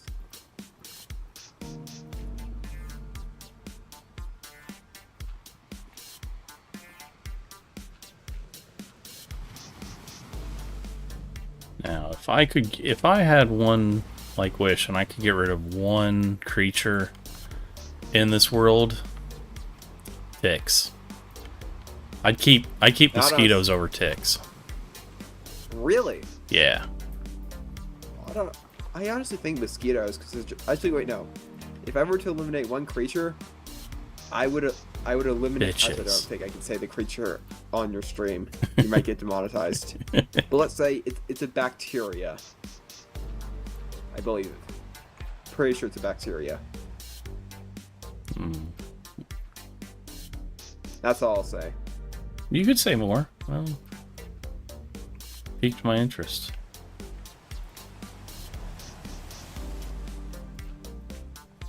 Doesn't want to. That's fine. Yeah, I don't want to. Yeah, it's like, at least, like, some things eat ticks, like chickens, birds, possums, those eat ticks, but, like, there's other things that they could eat instead of ticks. But, Yep. like, mosquitoes are probably a pretty good food source, and I mean, that's right. I mean, don't- mosquitoes, on the other hand, also are massive disease carriers, like rats. but so are ticks. Yeah, I know. Also, like, the Lone Star thing is, like, that's just devastating to people. Ah, you're right. The issue, though, with mosquitoes, too, and the reason why I'd make the claim for mosquitoes, is also that mosquitoes are highly invasive. Yeah. But you might be able to argue the same with ticks, but I think it's more so mosquitoes. I used to always say mosquitoes until, like, you got Lyme disease, you got the Lone Star thing, which to me is almost worse than Lyme disease. Because it turns you into being allergic to something you weren't allergic to. And it's like, eating meat is part of the reason our brains were able to grow large enough to become, as intelligent as we are. Like our ancestors being able to eat meat because it's so calorie dense. And the protein. I mean, I believe part of it is not just our diet. I believe the reason why we're so smart is, first off, just generally accumulated generational knowledge and the ability to pass it on through communication with individuals in cultures that are not directly connected. See, 'Cause you're most right. creatures do not have that. You're right, but why are we able I to do do think, that? yeah. You know? I think being omnivores more so than just being plain carnivores are also just advantageous, Yeah. as we can just get resources from basically almost any type of food. It's like, Well, which it's, just broadens our palate. what's really funny about me is a lot of people judge me as being like, "Oh, you're a carnivore, bro. You're the only one to eat." Yeah, I love meat. I'll eat it all the time, but I also love a good salad. Like, I used to utterly despise meat. I've grown to not hate it, but I don't always like it. when I was a little kid, I would eat steak, but I didn't care for it. And then I started getting older and I liked steak with A1 sauce. And I'd always eat A1 sauce on my steak. As an adult, if you cook that sucker and you put some salt, pepper, and maybe some garlic on it, I could just, oh man, I could just live on some steak. But then I would, start missing other things.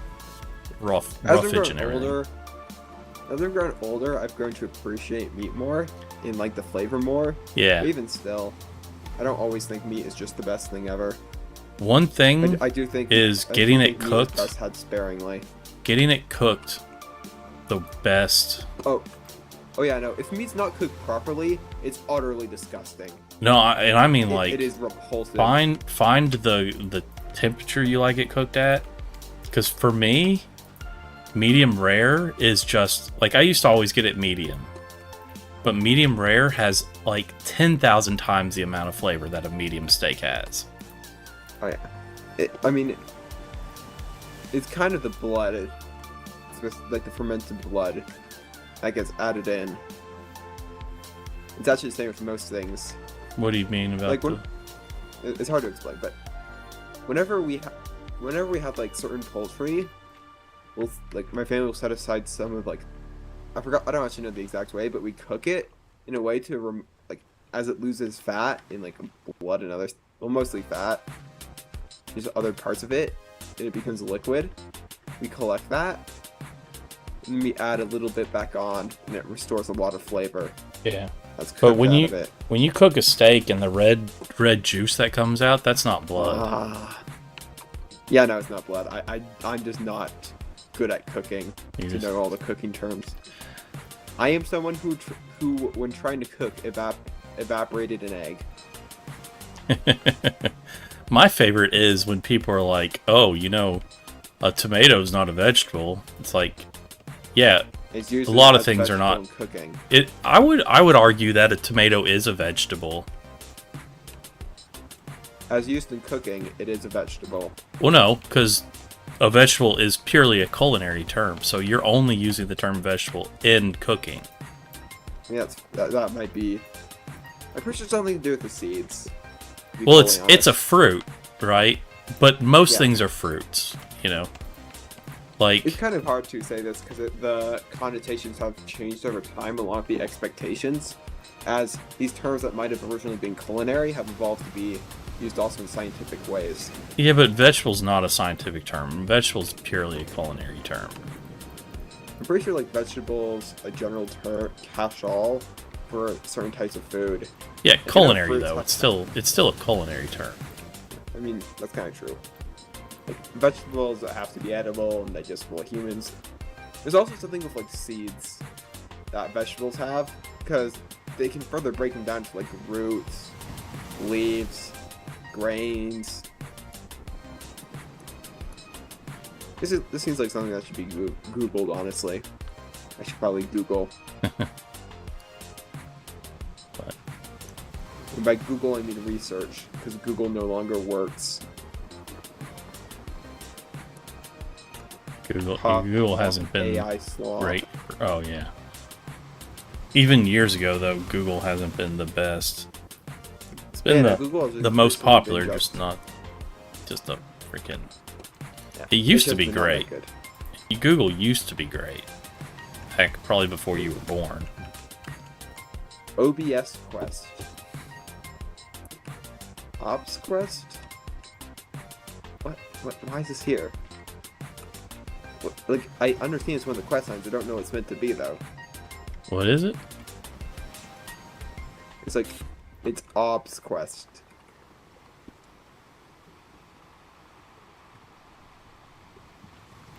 It's just on one of the buildings. The one Oh. behind the dirt shack. Oh. Oh, that was, just like Keith. That's one of those signs. Yeah, I know. Yeah, I know that. I'm wondering why is it called that though? 'Cause there's some kind of OBS sort of is logic behind it. the streaming, Oh, okay. So it's just software. OBS. Normally, if it's something like that, they normally capitalize the letters. yeah.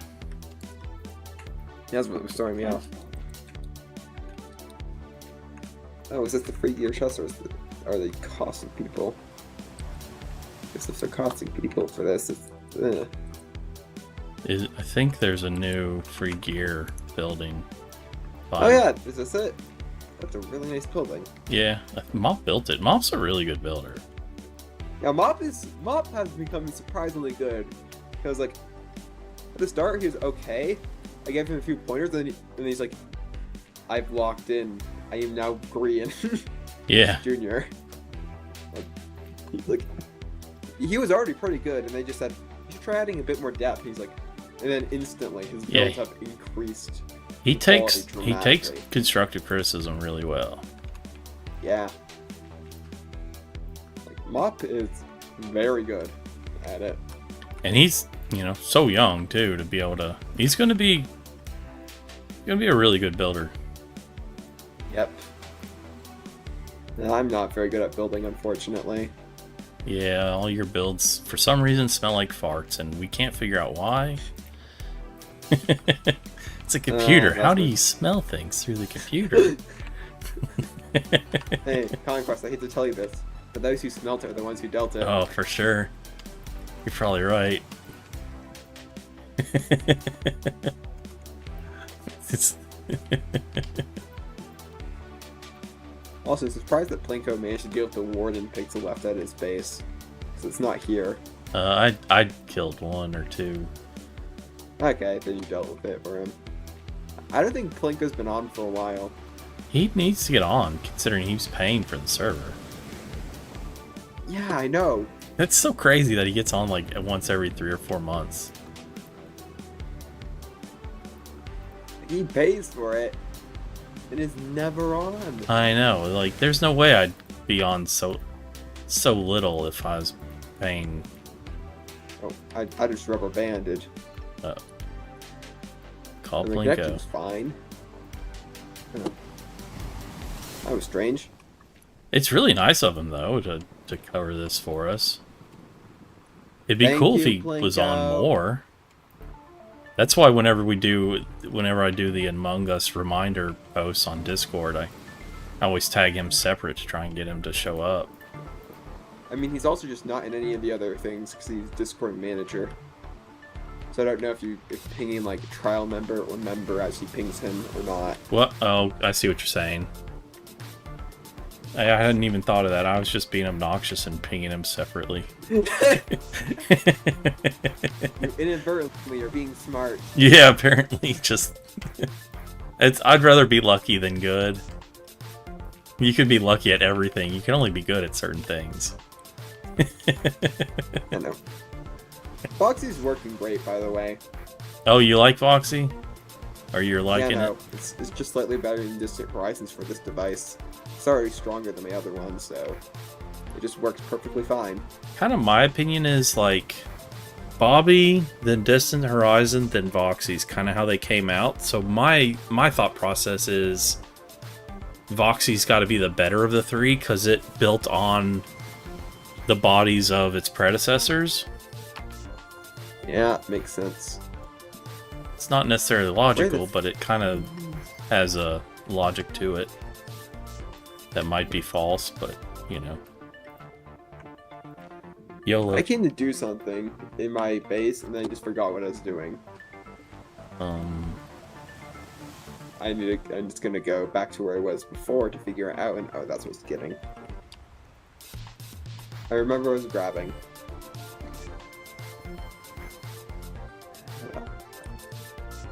I have ADHD brain. I sometimes start doing something and immediately forget what I'm doing. Dude, I tell you what, before I started streaming, like, I knew I kind of have some ADHD, but like when I started streaming, I'd be like, we're going to go do this thing, and immediately turn and go a different direction. Like, what was I doing? Well, I mean, the thing with streaming too is your attention's divided. Yeah. So it's already kind of hard to think straight. But it's so funny. There's been so many times where I'm like, we're going to go cut down some trees, and I go and build like a statue instead. It's like, what? Let's do a simple starter painting. Paints the Mona Lisa. Not even paints. It would be like carves a statue, you know? It's like, we're going to paint a picture, and then it's just like, we dug a new basement. I made a little painting in the Sistine Chapel. Yeah. It says Michelangelo. God, could you imagine, like, have you seen, there's been movies of, like, I remember we watched back in high school or something, where it was, like, an actual movie, not, like, a documentary, and it was like, him painting the ceiling, and just, they put the fresco up there, and they paint it while it's still wet and goopy. Plus, like, to be laying on your back, like, doing that, it's just, wow, it's crazy. It's amazing. And he painted it so the curved parts, when you're standing on the ground looking up, still look flat. You know, he was a really good artist. It's incredible. Like, truly absurd. It's almost as good as some of these people on Mecha Chameleon. Yeah. Whenever I think of like Michelangelo, I always think like Japanese animators, because I honestly think they're just as talented. It's just instead of making one big impressive thing over a long time, they're expected to make hundreds of drawings that work together when put next to each other within seconds of working, to still all being high quality and on a strict deadline. Yeah. And then they started using computer animations to hand drawing, and all went to garbage. I wouldn't say that. Oh man, there's a large amount of like Japanese anime that don't look good is less of the creator, and it's most of the time it's not because the artist is bad or because it's true. No, it's just because production. Timeline productions are. But that's part of it too. Is like we can cut the amount of people we have because we're using this technology to emphasize, to boost our abilities, so we don't actually, it's kind of like it's kind of like building a car with a drill as opposed to a screwdriver, right? Like, all right, we can get rid of 2 people because this one guy has a drill and it takes him 3 times less. I honestly have to disagree with you. I honestly believe the change to digital animation was just a boom for the industry. Because even bad shows, I'm honestly going to say, they're better than bad cell shows. It's just we don't remember the bad cell shows as much. Yeah. Because, no one cares about them and they weren't really preserved. Well, and what you don't realize, too, is almost everything in your life is confirmation biased. Like, you don't realize just... Animators still traditionally draw stuff down. Like hand-drawn animation is not dead. Lots of people still do it. It's just generally they've been it's not at the same scale as it was because of the cheapness of it. It's not. And I will argue, even the good computer stuff... Well, again, confirmation bias situation. Even the good stuff is better than the worst. Be like, that's not true, because there's some really bad. But, like...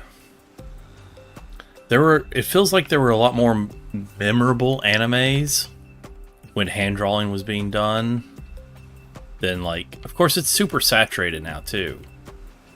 I think it's just a general decrease in storytelling, honestly, rather than just pure, like, quality. Because I think it's less of just the art style used, but also just a lot of these anime nowadays. Oh, there's garbage stories. Yeah. Like, story writing overall has gone downhill because they have to adjust to people having no attention span whatsoever. I mean, they can't really set stuff up. Well, and writers have gotten worse. They've gotten more basic and just worse. Yeah. I think it's also just more bad stuff's coming out than good, too. Oversaturation. Yeah. Because there's a lot of good stuff that still comes out, and a lot of good writers. It's just, there's really so many hard bad ones, too. and they can still, and because everyone can make stuff super easily, there's no real sorting system between the two. Yeah. I mean, I just try to remember, but there's one incredibly bad show, like, historically mocked, even to this day, for how bad it is. Like, because, yeah, there's still bad stuff, but the animation for many of the bad stuff is subpar, but still animation. It's still okay. Yeah. Like digital stuff helped improve the quality. It's still bad, but it's better than some of the really bad stuff from back, and just bad stuff generally back then. I'm trying to remember. I'm gonna look something up. Sure.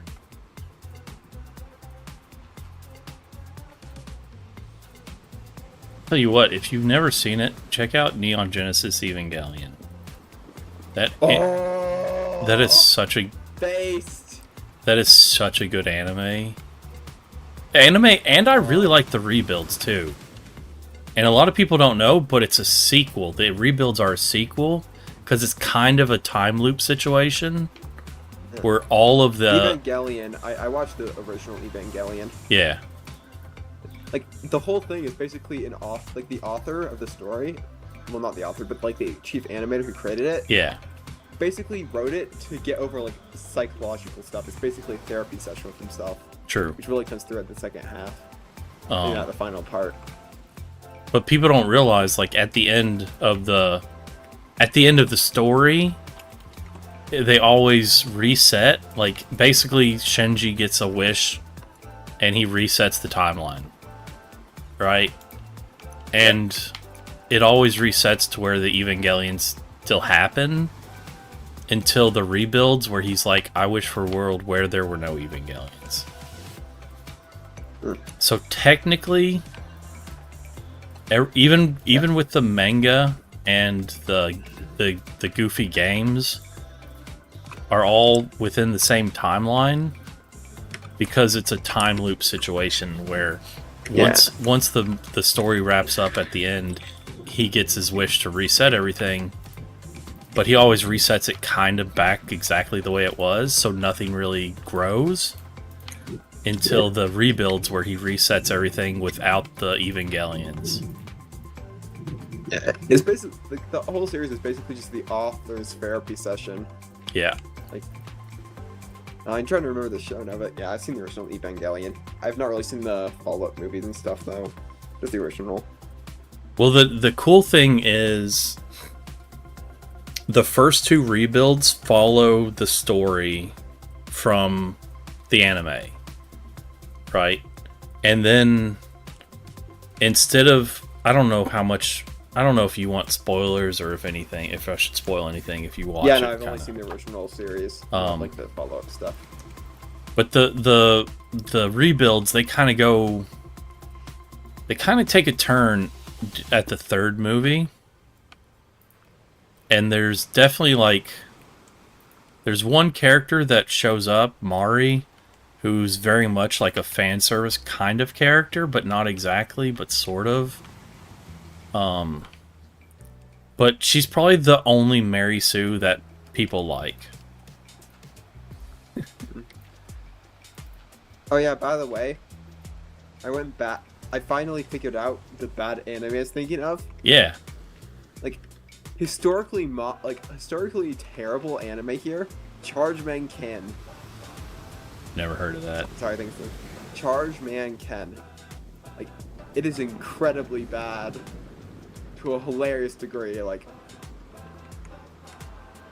and it really represents the low end many anime back in the day used to suffer from. But it's one of the worst out there. Period. When did it come out? I'll have to look it up. But it is very bad. It's just hilarious knowing how bad it is. Just to put this in, okay?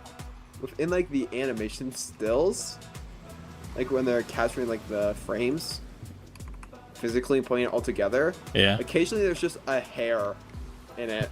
Just no quality control. Yeah. Yeah, like no quality control whatsoever. Like, the whole story, I say story with the biggest loose ever story, is basically monster of the week, aliens that are fully sentient. They're shot by this kid and they die.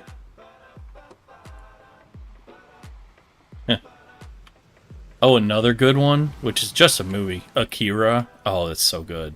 I hear Akira's good. I need to watch it. Yeah, you really do.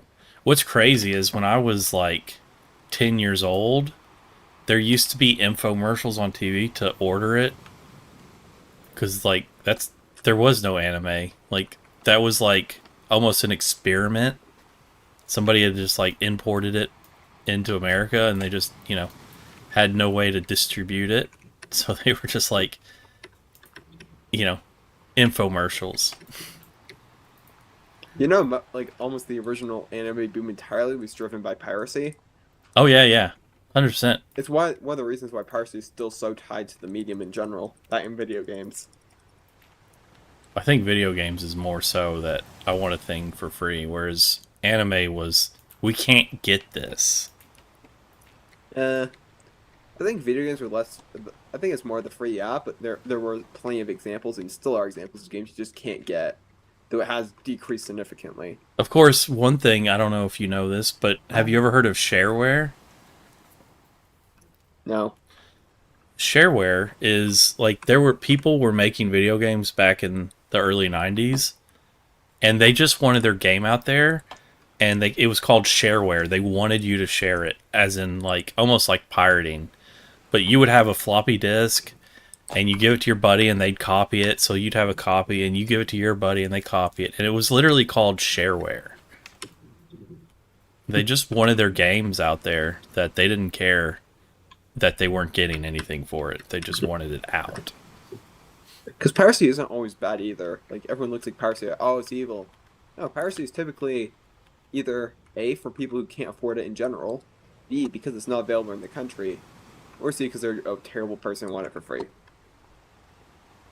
I think Normally the third one is unavailability discouraged. is when it's fine.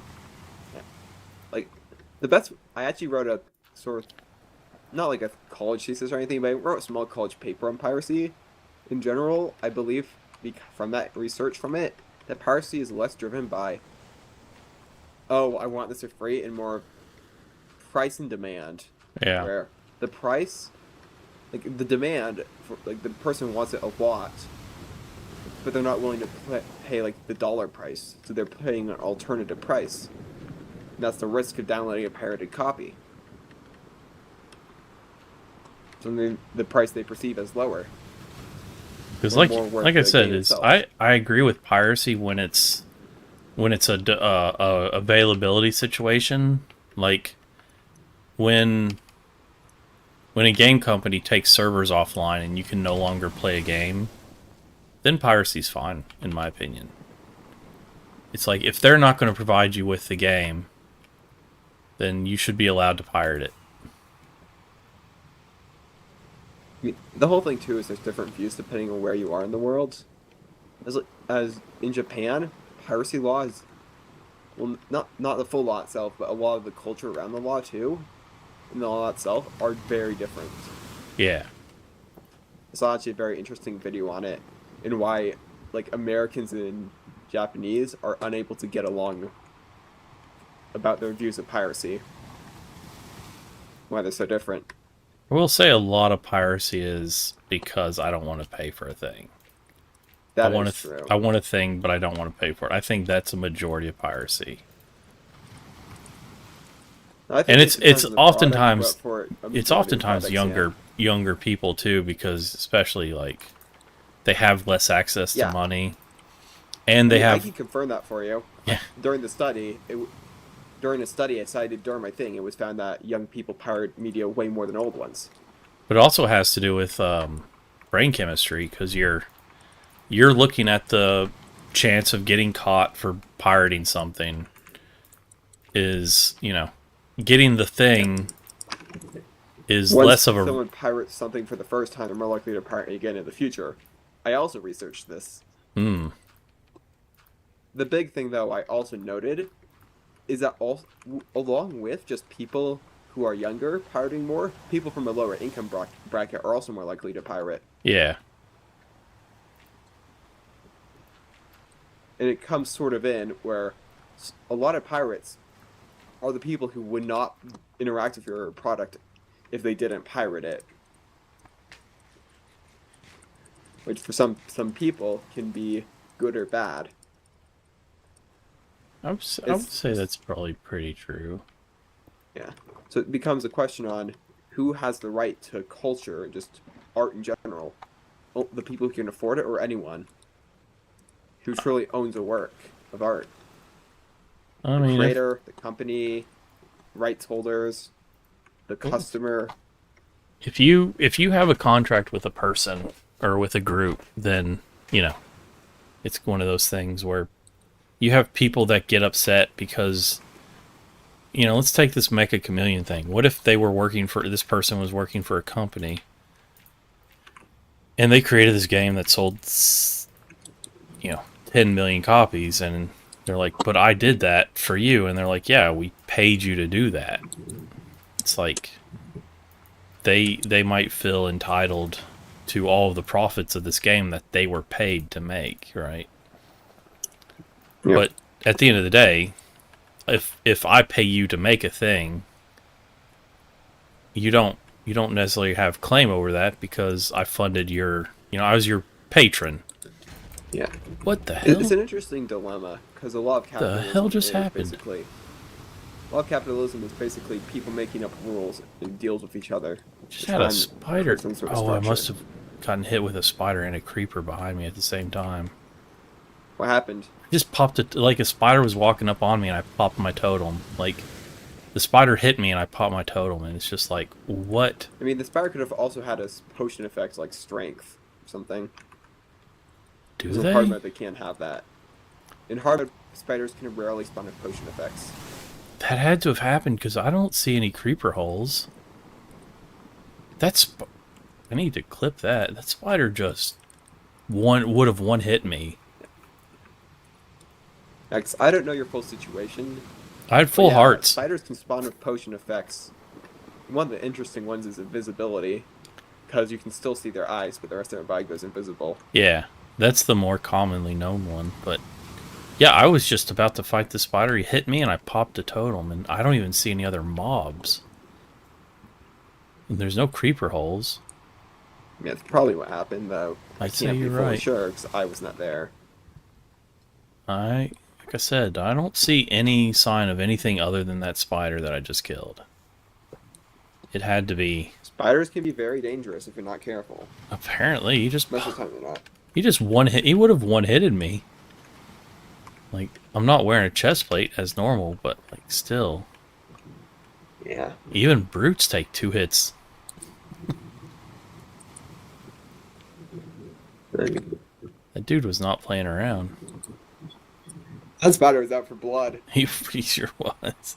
He said it's business time, and I'm here to conduct some business. I see some uncrushed skulls. Let me fix that. For sure.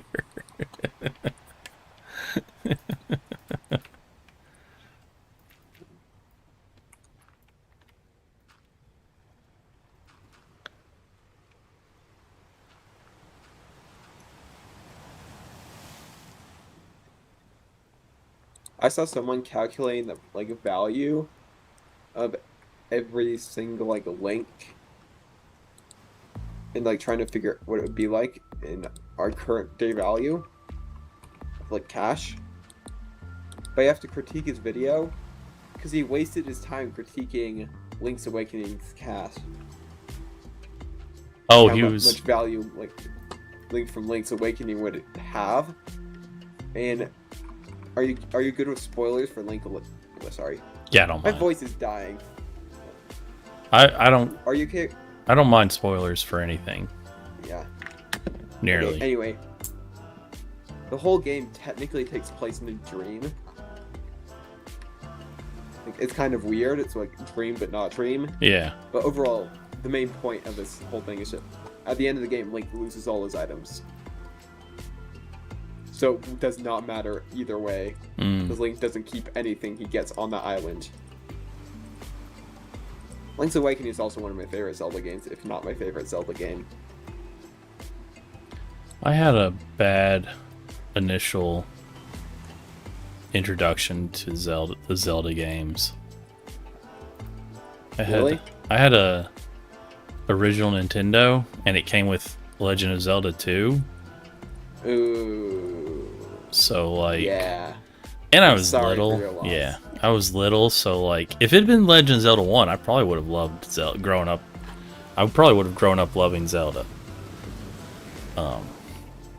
But yeah, that second game, that was not a great game.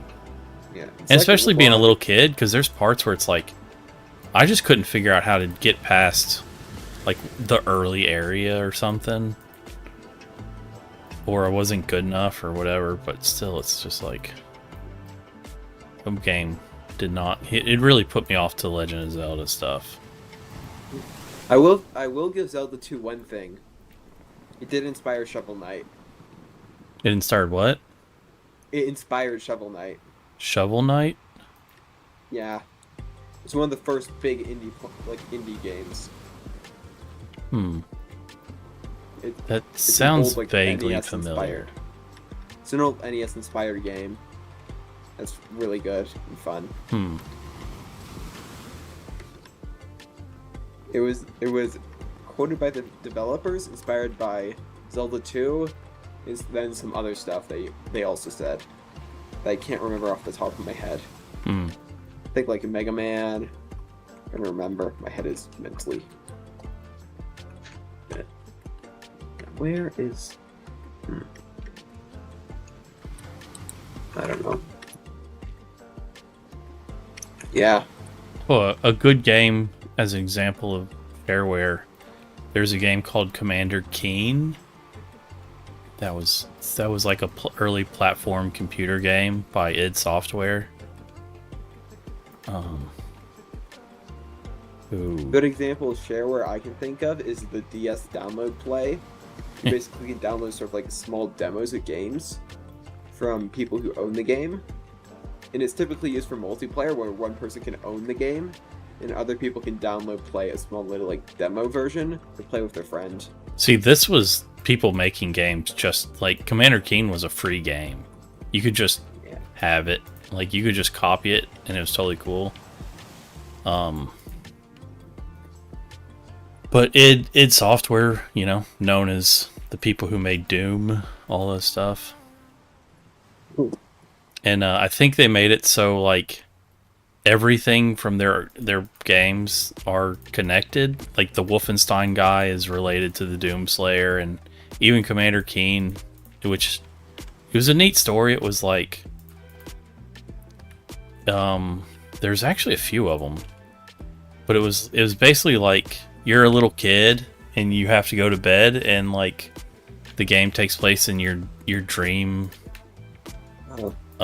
And there's aliens and stuff that you have to defeat, like you get abducted or something. Cool. I forget, but it was some OG video game there.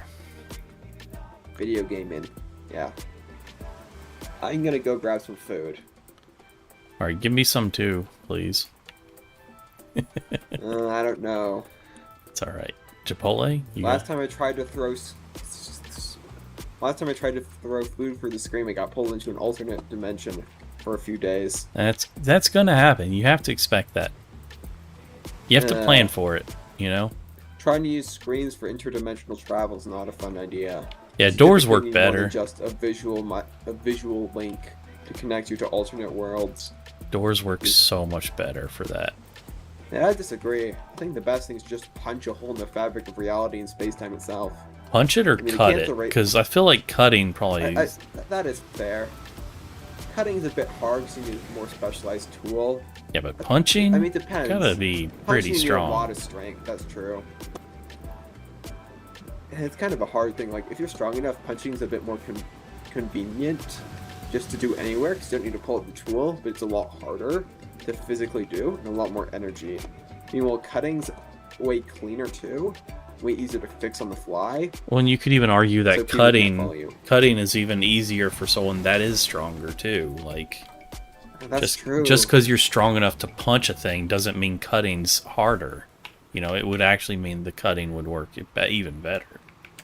I mean, the biggest thing of interdimensional travel, though, besides making the entrance, though, is you need a good ability to get through there without, you know, getting cancer or something terrible. Also, like, is the food edible?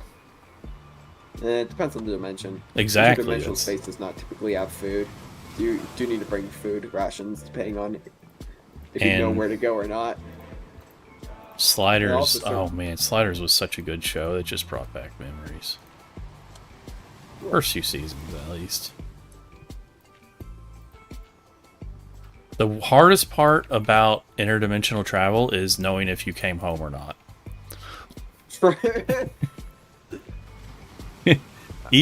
One of the easiest solutions I found is use an object as an anchor to that world or reality. Problem with that is, if there's an infinite possibilities and they're infinitely like similar, Well, that's the point of the anchor. The But- anchor is a tool and device that tracks the exact reality and timeline. It acts using a physical object as the anchoring point. but Worst I'm case saying scenario, like limited there's to other very few versions of you worlds. that have that same anchor set up. I don't think you're very familiar with interdimensional travel outside of a small realm. Or if you do interdimensional travel outside a certain zone, all other versions of you are not allowed to do interdimensional travel, as to prevent singularity events. Yeah, you tell them that. Like, they're gonna listen. I know me. I mean, if they're distinct enough, they're fine.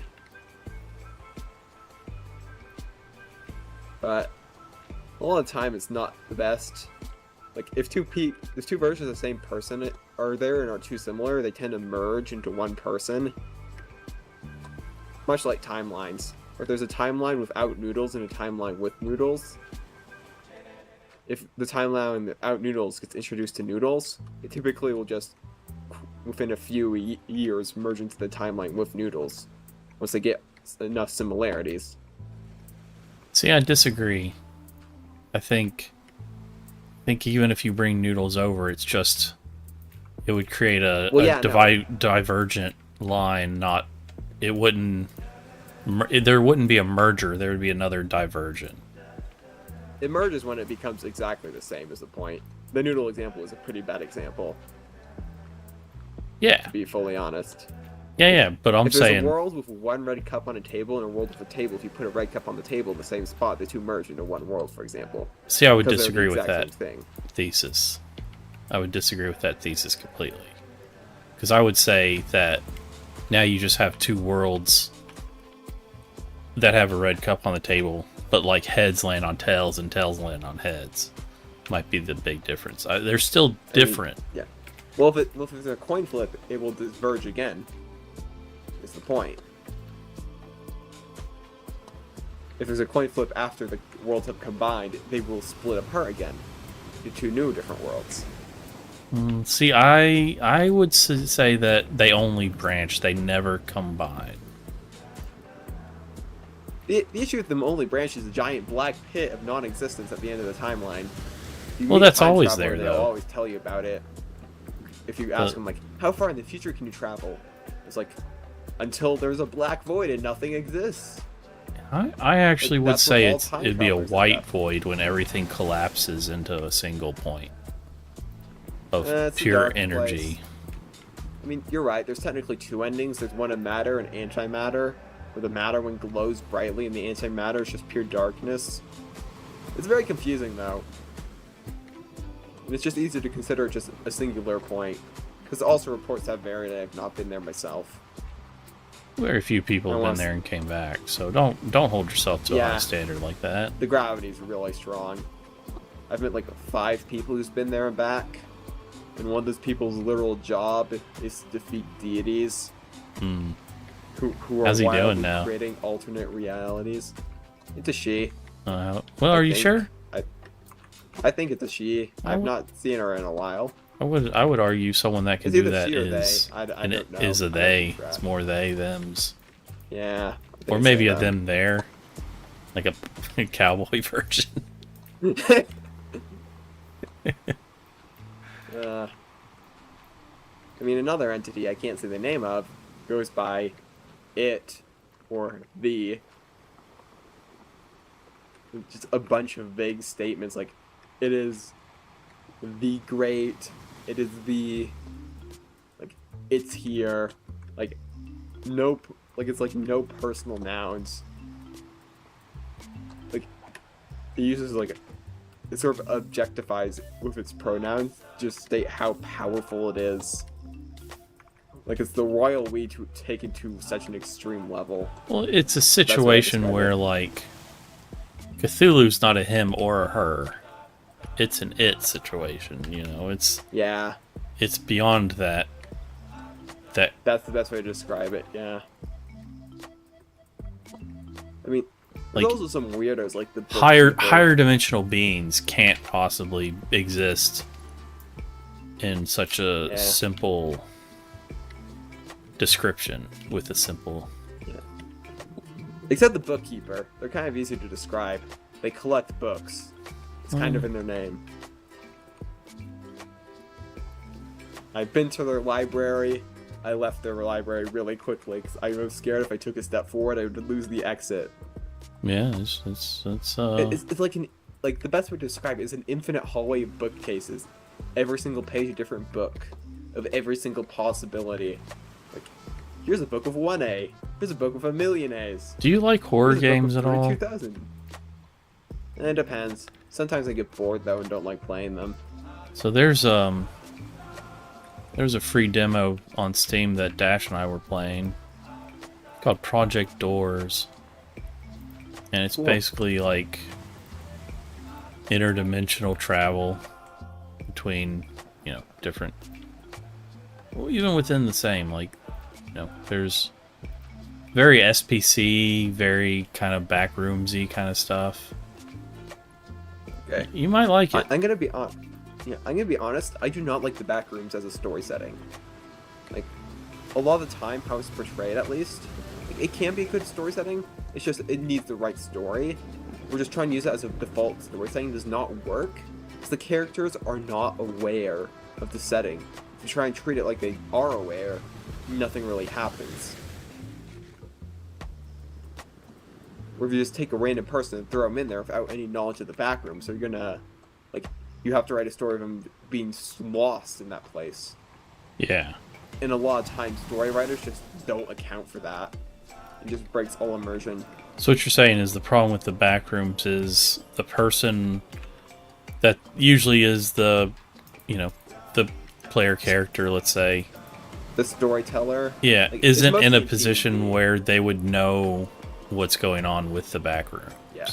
Like, the main issue I have is, like, in D&D, where if you're role-playing a character in the setting of the backrooms, almost every character will not know what's going on.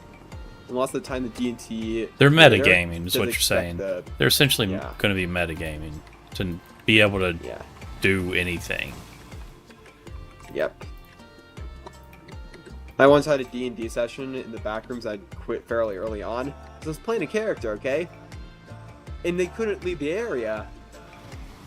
As the DM needed them to do something like, oh, they need to wall clip. They should do, like, all these things that a character would have no right mind to do. To even think of trying. In that situation. Like, a fantasy wizard's not going to know what a wall clip even is. That's built on our modern understanding of video games. Yeah. Like, it's an entirely foreign thing.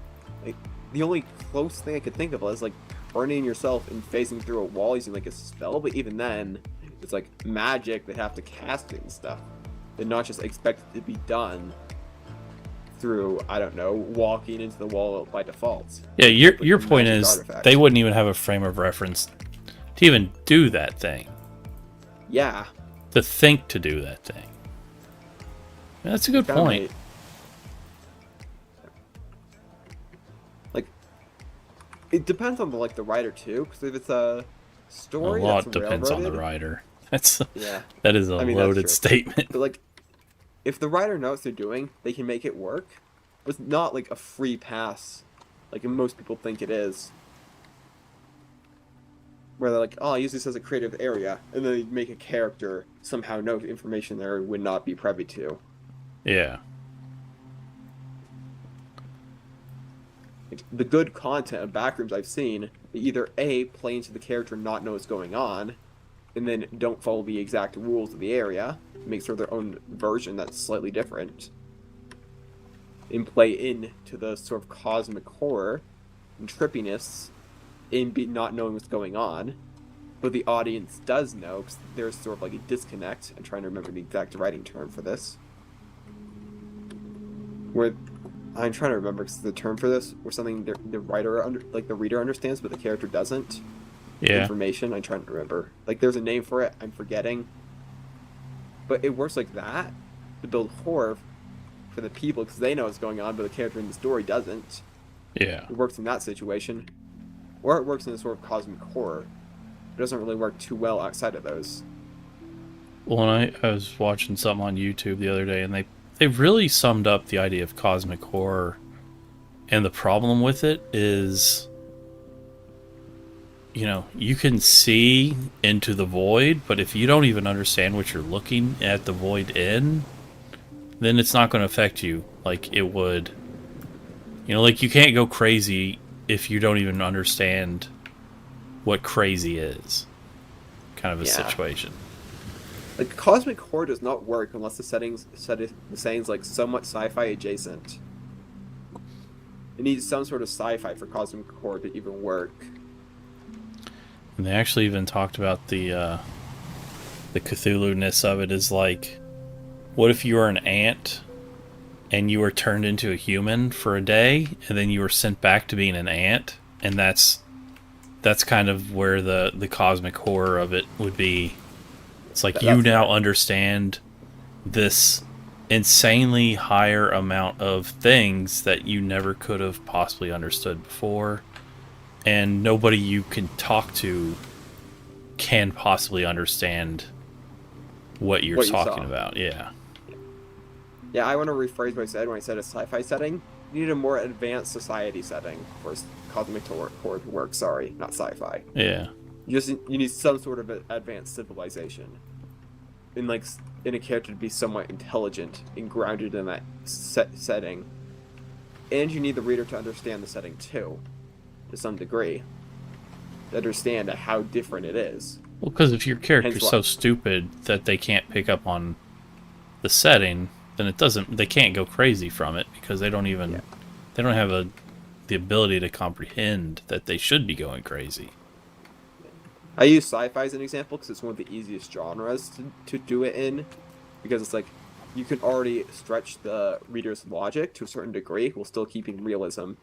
Well, it's like I'll take your example of sci-fi. Q was a extreme cosmic being, and like no one went crazy just even knowing, and they even visited the continuum, and no one went like lost their mind because of that. And it's kind of a crazy thing to think that Qs exist in a world, you know. Yeah, I don't know what you're referencing. Sorry, I'm not literally active too much. I'm surprised you don't know Star Trek very much. Like, I've not been into Star Trek. I've not seen Star Trek. I probably would be into Star Trek. I'm just not able to find any. Old Star Trek's the best. Yeah. Like, original Star Trek was good. Next Gen, people lose their minds over Next Gen. Next Gen had some really good writing. I personally liked Voyager more than any of that. Deep Space Nine, a lot of people love Deep Space Nine. And I say love.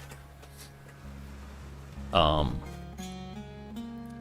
the nice thing about Star Trek is it was sci-fi and not sci-fantasy. Like, Star Wars is sci-fantasy. Star Wars is not sci-fi. You know, when you have magic and swords, laser swords... Magic's just science that's not yet... Magic is basically science that is not understood by the reader yet. Well, like, the Force is... The Force is very much, you know, magic. It's a magic system. I also think the Force is sort of like a religion example. Like, it's meant to sort of parallel religion in our world. Whereas this magical thing that if you believe in you can use to help you out to do incredible things. But they're, you know, if you're talking D&D, they're space wizards. It's, you know, whereas like Star Trek was sci-fi. You have your transporters, you got your phasers, you got all that stuff, and it's just there's more scientific explanation. Whereas like Star Wars is because the Force says it happens. Yeah, fantasy and magic is where they have a system just because they can have it. They don't need to really explain too much about it or connect it to real life.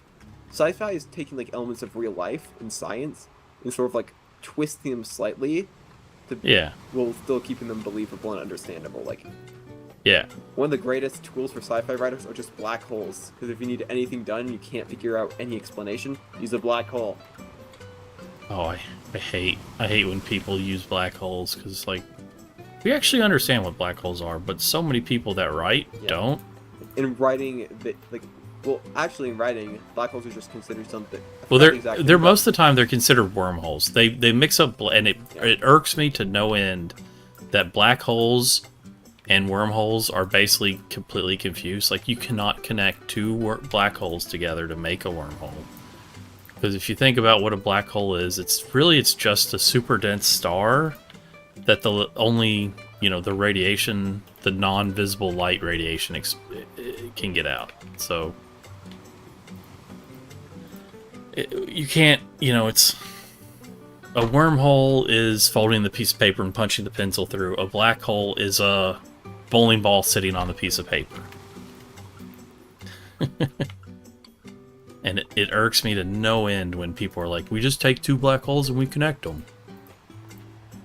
It's like you see a graphical representation, the funnel of the gravity well, and they think that's a literal hole, not just a graphical representation of the mass gravity reaching infinity.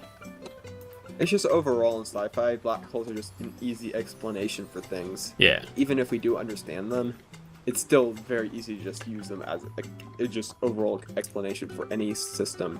Well, people think black holes equal destruction.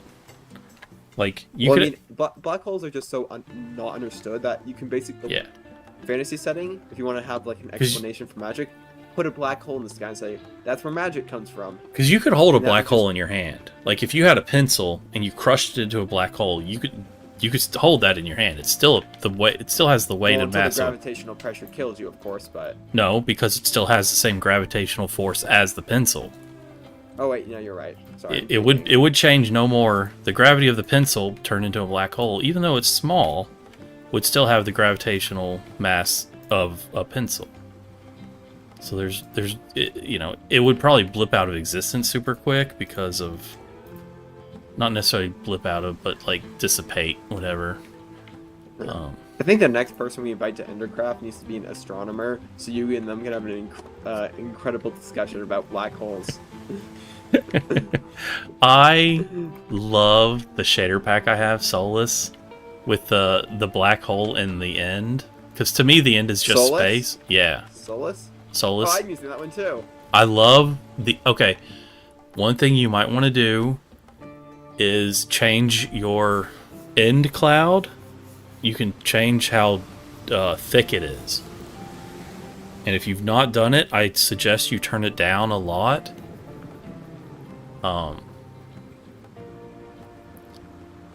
Because it makes it so much easier to navigate those lower levels, so you're not like walking in the cloud. Okay.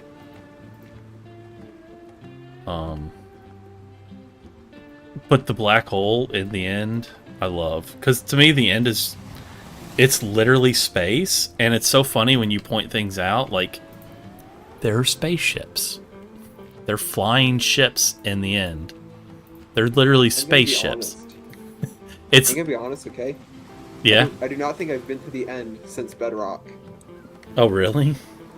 Like, maybe once or twice to repair my gear at the Enderman farm, but I barely go to the end ever. Okay, you gotta go to the end with... I'll go with you right now if you want, but you gotta go to the end with those shaders. Okay, turned it on. I don't know how to change my shader settings too much. That's I fine. did it once before, and I don't know how to still do it. I can help you. because Since I'm an idiot. we both you're on. You have Iris, right? Because, oh. Okay, yeah, no. It's just O. I'm pressing K. O. That's the issue. Here we go. And I just have to find the right thing, which is probably in cinematic effects. No. That's not what I'm looking for. Oops, that closes the menu. And that's K, not O. In my opinion, I think I- Solus is the best. Like it's Like, I was trying out other ones, and I ended up on Solus. Because Yeah. it's like, oh, this looks cool. Oh, this looks epic. I think out of all of them, it's my favorite. I like the armor trims glow. I love that. I don't know if I like this or not. I do not like redstone blocks glowing, but a lot of shaders do it. Yeah, the ores It doesn't glowing. glow I'm not enough. like in love with, but Yeah. again, like you said, like it's just something that they kind of do. Oh, there's a dog in the end here. I don't typically play with shaders. Like, I turn them on once in a while when just looking at some builds, though, when I want to see what they look like with shaders. Like, I Gotten don't. to the point where I don't want to turn it off. My issue is if you build something good in a shader, it doesn't always translate to good in survival. If you build something good in vanilla, it almost always translates to good in a shader. That's true. So I typically build and design stuff without shaders in mind, and then turn on the shaders and they look incredible. I think Solus Or is incredible simple as my enough friend can. that it doesn't really have that big of an issue. Have that It's as a mostly big, lighting. huge issue. Yeah. The lighting is a Solus. big deal with Solus. Like, there's some shaders that are super dark too, though. Like, I found Solus actually a pretty good blend. As normal shaders, I find the issue of desaturation. Yeah, I'm over here. Whoa! Yeah. That is sick. And you can change the size. You can make it bigger and smaller. Ooh, how do I do that? Okay. Let's see. I actually like the standard size. But you go to Ender options, disk? video settings, disk? Ender disk. You want? Okay, we're gonna deal with that real quick. Let's deal with the Ender disk, because that's the clouds you see.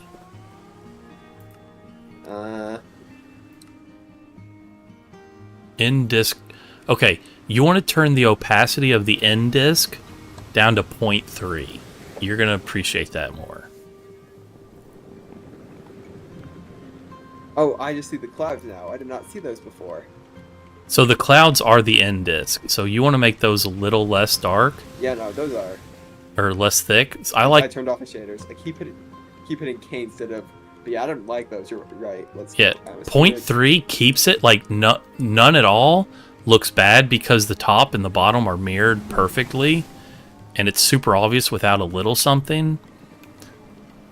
I turned it down to 0.2, Yeah, so it looks like it's sort of like a fog in the background. yeah, And it's like a lake reflecting it. yeah. Like I said, I'm at 0.3, so you're pretty much the same.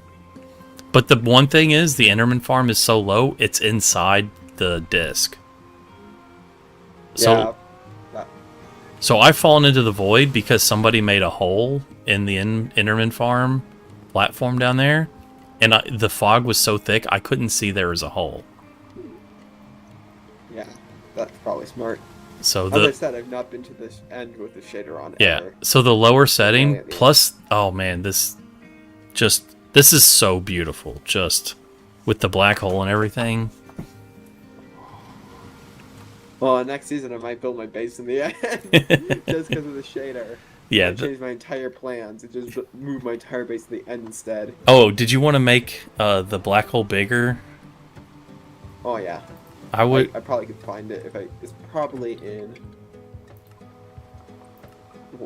Okay, other probably. No, it's I think waiting. it's. I think it's Waters. still. I think it's still in atmospherics. Yeah, try sky configuration. Sky config. Yeah. Here we go. End black hole. You can turn off the black hole. Yeah. You are criminals, monsters. Oh, that makes it smaller. The nebulas, could you imagine turning them off? Like, ugh. I turned it to maximum size. I think it's a little too big at max. I like very large. I honestly like it at max. Yeah. It looks the exact size of that platform there. It's also because I play with a high FOB, and I don't know what FOB you use. So, yeah. It's just so drastic and like cinematic, though. Yeah, it's. I feel like time would move slower when it's that big. Yeah. I don't think they could do this, but they could it be incredible, where they have the black hole generate above the end portal, and just stays there, no matter where you are in the end. So when you're on here, you look up, it's a massive black hole above you. When Yeah. you're far out, it looks sort of like this. If you're looking towards the end island at the middle. That could be very cool. But yeah, this is probably what I like the most about soulless shaders. This is one of my favorite. This is so cool. And I did not know this existed. yeah. Here's something fun that I don't know if you know about. If somebody's at spawn, do you know about standing on the little pillar there in the center of the portal? No. Okay. It only works if someone's at spawn. Okay, just hold on, stay back. Just get a good distance away. This is one of my favorite things to do before I leave the end.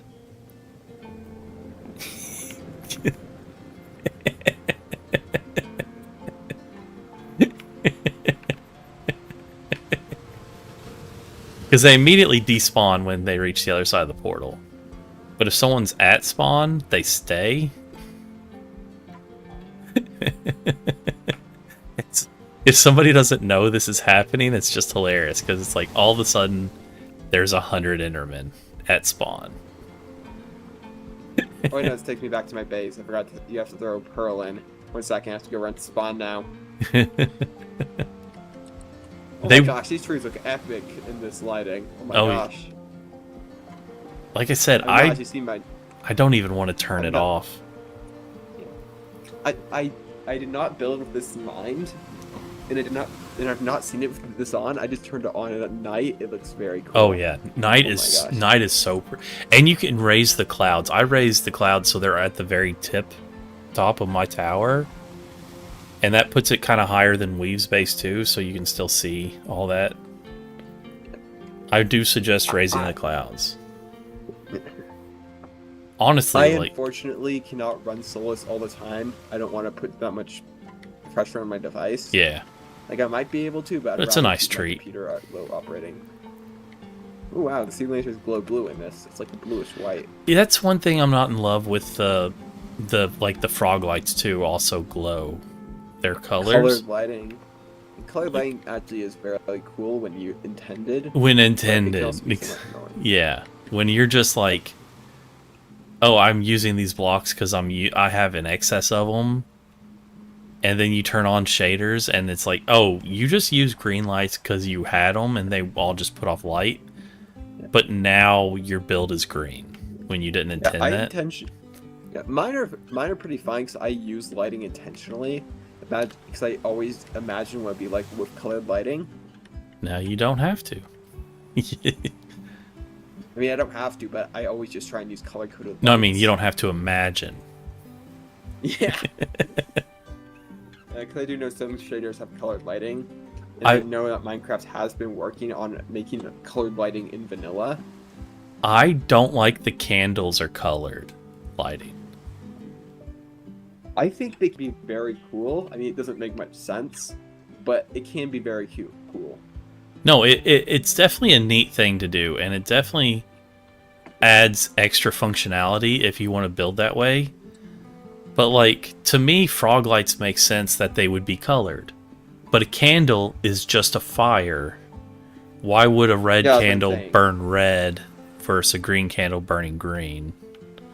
I mean, it looks really cool in my tree area, though. Like, yeah. The purple one is, like, there's a few purple glows, but it's overall pretty dark.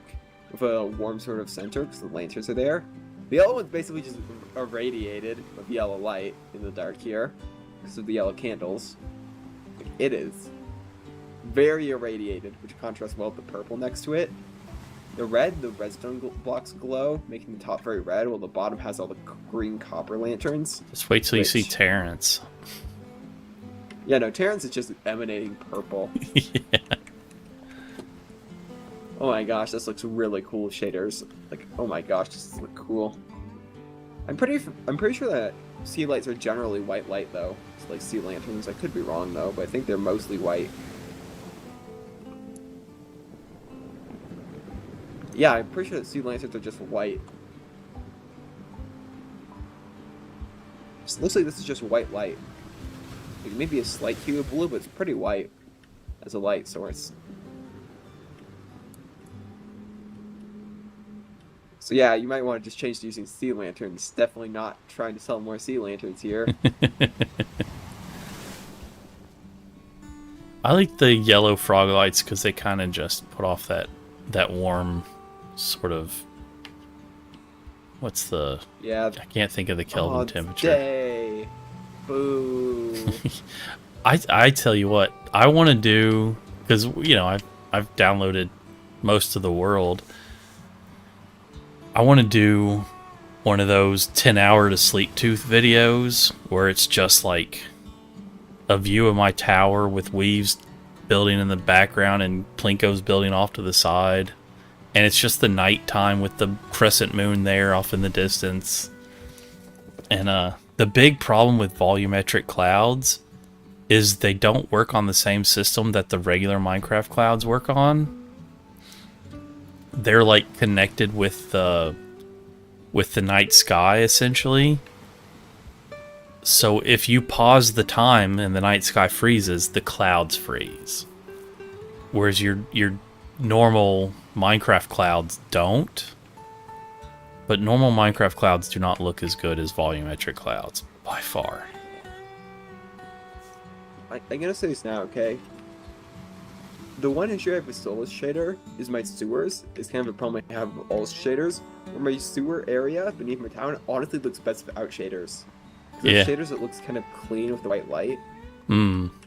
Meanwhile, without shaders, it's sort of like a musky, where it's like some light from above, but overall it's pretty like musky and a bit brown. I can hook you up Dark with some green. green frog lights if you want to put some green lighting down there.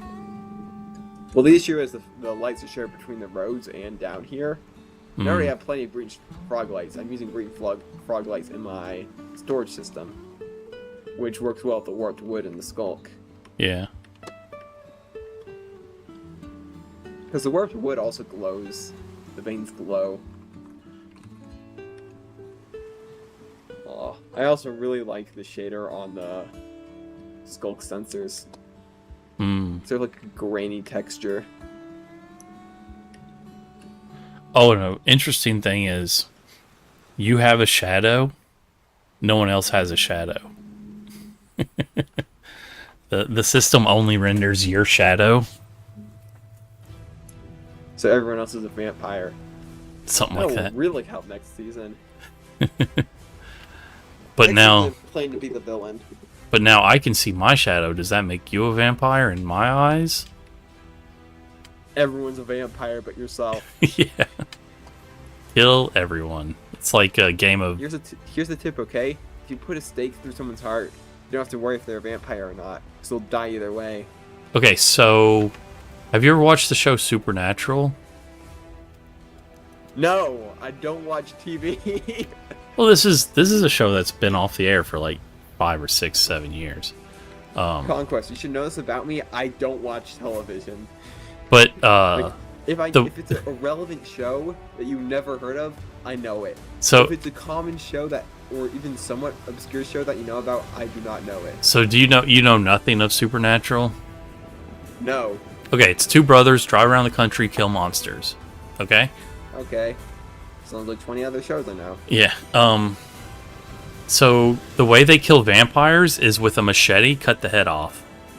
It's like, why? Because that kills most things. It's like, why? There's some things that have to be killed with a wooden stake through the heart, and it's like, why? Because that kills most things. It's like, why do you use that certain way to kill a monster? It kills most monsters. It's like, you're telling me at some point in time somebody is fighting a vampire and they figured out you could cut the head off. It'll kill it. Most things die from head being cut off. This is included.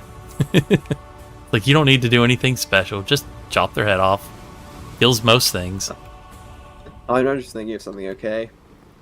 So, most of the things that vampires are weak to have some sort of antibacterial property to it. Yeah. Silver, certain acids like onion, garlic. Well, and mirrors onions. traditionally were silver backed. And Yeah, that's why vampires mirrors too. had no reflection. So I saw someone who noticed this and they're like, I can't wait till the next movie and the vampire's weakness is hand sanitizer.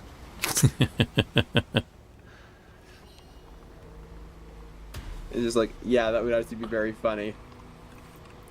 Oh, another thing was in Supernatural there was a monster called Leviathan, which were essentially the old ones, Cthulhu's.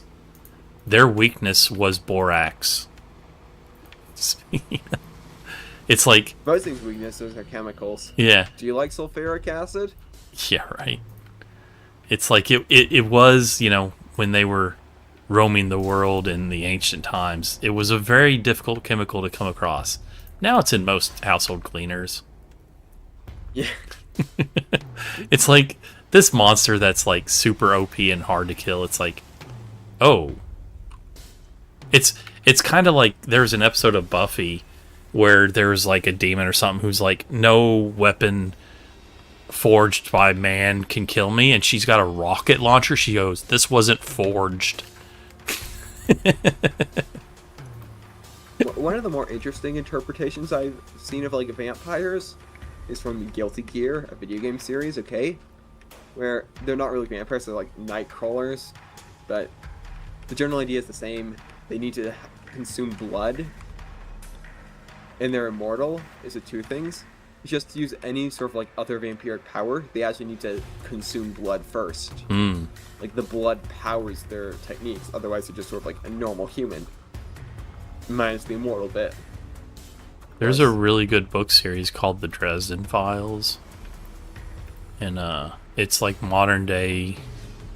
He's a wizard in the modern day. He's a detective wizard, And it's a really good series. There's obviously all the supernatural stuff. There's the one thing I think they do really well is the Fae court. They very clearly keep with the idea that there's no good Fae. There's summer Fae and there's winter Fae. There's not good Fae and bad Fae. They're just different. People think the summer Fae are good because they're pretty and they're cheery and it's all, summertime and surfboards and flowers. It's and the winter Fae are evil because it's all frozen and sharp and icy and everything. It's just But like humans. they're There's no all difference. bad. They just act slightly different. They're all bad. This Like- reminds me of a Fae joke, okay? So a vampire drinks Fae blood. Oh yeah, I've heard The this. vampire claims that the Fae is now under his thrall and must serve him. Mm-hmm. The Fae argues that the vampire ate food, and Yeah. as such, she is under hers. Yeah. It has to do with the vampire eating Fae food that wasn't offered to him or something of that nature, so they have dominion. Yeah. Yeah, but at the same time, vampire bites. Yeah. Certain fantasies make hypnotize people and put them as It's basically the thralls, yeah. servants. Yeah.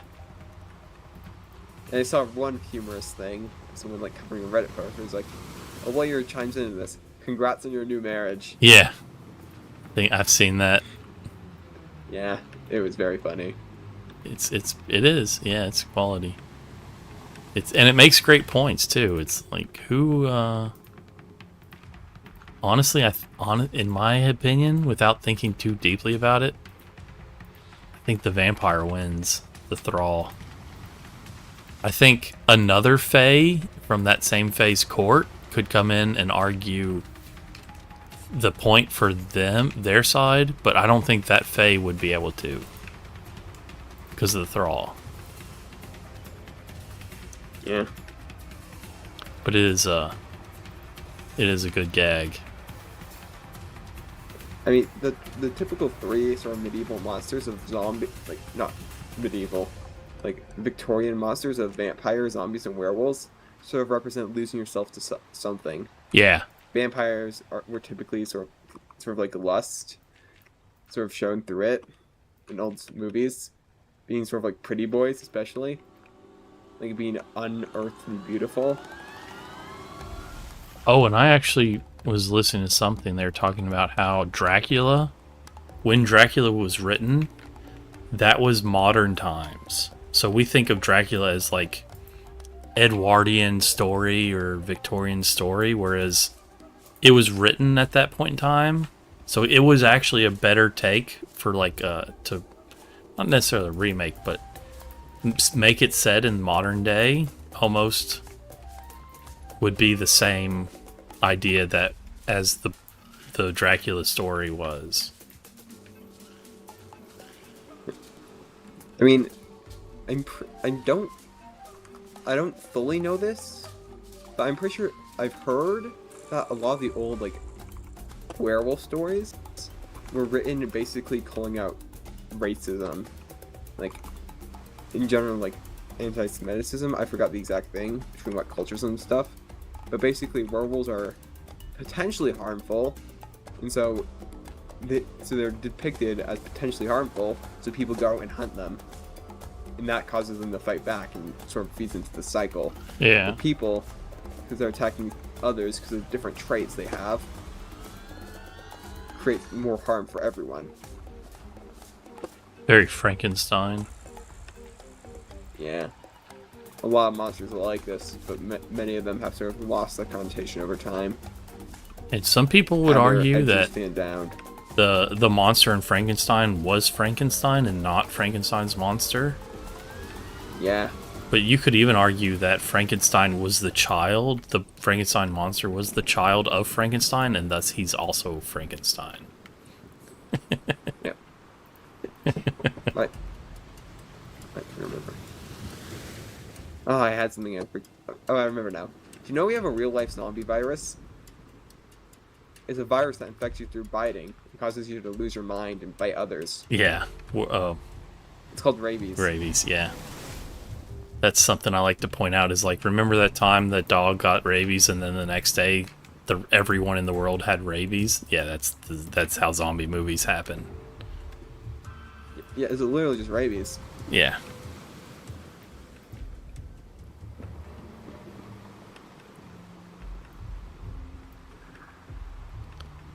The weirdest thing about rabies is it makes you hate it makes you scared of water. And I don't understand that. I mean, it's either A, not intended behavior, it evolved and didn't really cause too much problems with its reproductive cycle, or didn't really impact what genes could be trimmed down through evolution, or B, it could also be that water helps fight the infection, or used to help fight the infection, so it evolves so the creature did not deal with it, but eventually evolved to resist that method of being cured anyway. Those are my two theories from someone who has not done basically any research on rabies.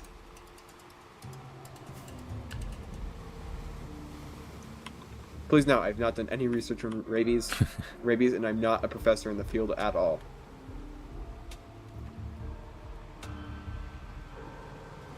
Yeah, I don't know why they would be scared of water. It just doesn't really make any sense. Oh yeah, by the way, do you like my 2 new trees? Or 3 new trees, I guess, but one's kind of a stump. All your trees are nice. I don't know what. I'm not sure which ones are the new ones per se. The ones near the portal. Like the whole portal area refurbished today. Is that also following your seasonal motifs? Oh no, seasonal motif is accidental. This is more so just color theory and me wanting to build weird trees. Because they kind of also follow the seasonal motif if you look at it. You've got sort of 2 that are sort of more summery colors and 2 that are more wintry colors with your blue and purple and my general idea of these trees were they're all supposed to be some sort of like alien color. Yeah. Like here we have a blue and sort of like yellow white or pale. Your winner. Yeah, like a cobalt sort of thing. I just chose yellow and black because the color looks good. You have gilded blackstone. I had a lot of blackstone. Also, yellow contrasts with blue across from it. Same with red. And then out of the remaining colors, I just kind of chose magenta because it looked cool. And I realized it could work well with bamboo, which is another resource I have a ton of. Yeah. By the way, have you seen my bamboo shop? Yes. It sells bamboo planks if anyone wants to use them. Yeah, that makes more sense. Like, I get that bamboo shoots or whatever have more uses, but the planks make more sense as far as a wood shop goes. I also just am easier to obtain and store and transport the logs too. Yeah. And it costs more overall to craft. It costs like 9 bamboo shoots. But then you're getting that much more wood versus the... Like, DM's selling them for a lot, in my opinion, but he's also shooting himself in the foot, if you think about it, because you can make more bamboo from those. Whereas planks, you're kind of making sure you don't accidentally create a competition in the market. Yeah. Well, how I see it is me selling planks is sort of like selling bulk wood. Like, I'm selling the wood as I see a local DM next to my shop, selling the plants like landscape, sort of like just selling saplings for a tree. Yeah. I also just generate a ton of the wood. Yeah. Really quickly, because it's basically the excess from my super smelter, which I have not used in quite a while, and I have chunk loaded, so it's always generating. I have a sugarcane setup and a bamboo setup, which is kind of handy for villager trading for the paper and sticks. Yeah. Because I think the next time I do very much villager trading, I'm going to try and put all the farms close to the villagers that correspond to those kind of trades. Because it's one thing that's annoying is going up and down my tower to go from sugarcane farm to people that want paper, to Fletcher's, to those sticks, to, you know, back and forth. Yeah, next season, you know my berry farm? I'm probably going to recreate it, but have way more butchers. Yeah. And just use it as the primary money source, because I definitely could do that. So I am generating way too many for the butchers I have so far. Like, my farm's always backed up. And I could be making so many more emeralds if I just had, like if I cut that farm into 4 and just had butchers instead, I honestly be making more emeralds. Okay. I tell you what, though, as far as, like, selling pork chops, it's mystifying how efficient the Hoglin farm is for getting pork chops. I could get a stack a minute. Out, and that's not even a large piglin farm or Hoglin. You don't really hoglin. need a large one. Like, there's a certain point when building it bigger does not actually decreases your rates.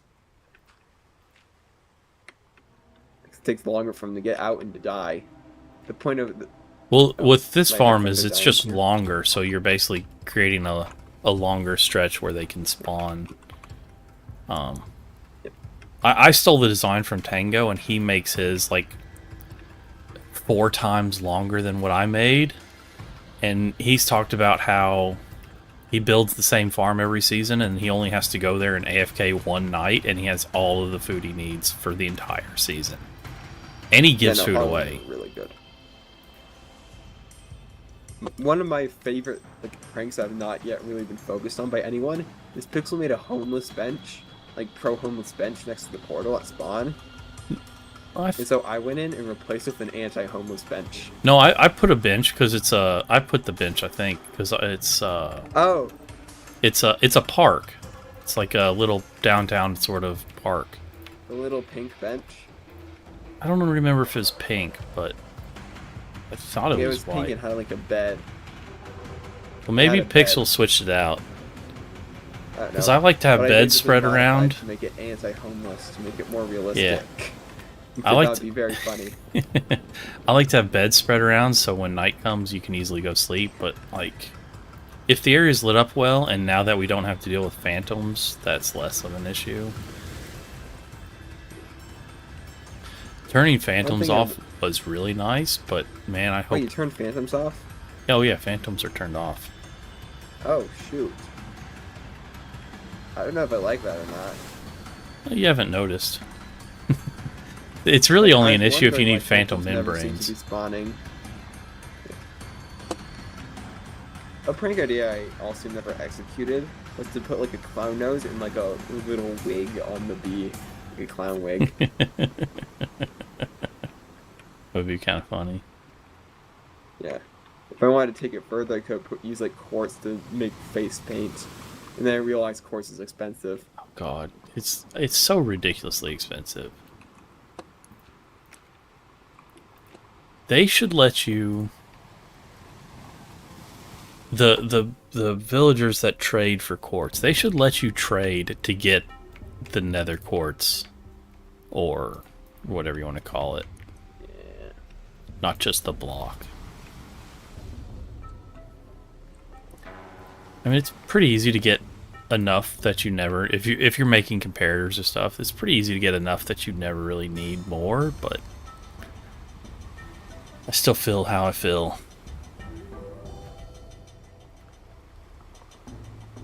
My base-wise, I have like a few trees, a couple small things to build around the area, and I have like 2 big projects left to do. I have the giant double dragon tower I'm thinking of moving to be to combine with the observation deck over the big pit.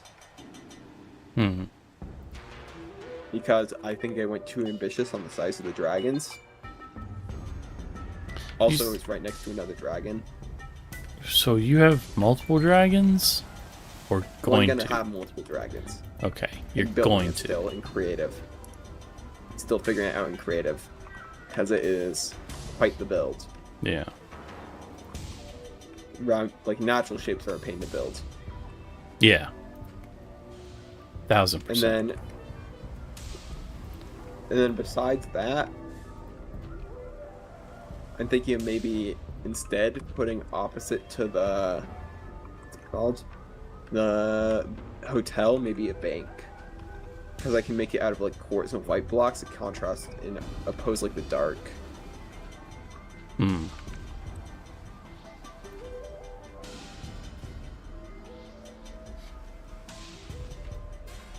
Yeah, where I stream every night, I pretty much just create more work.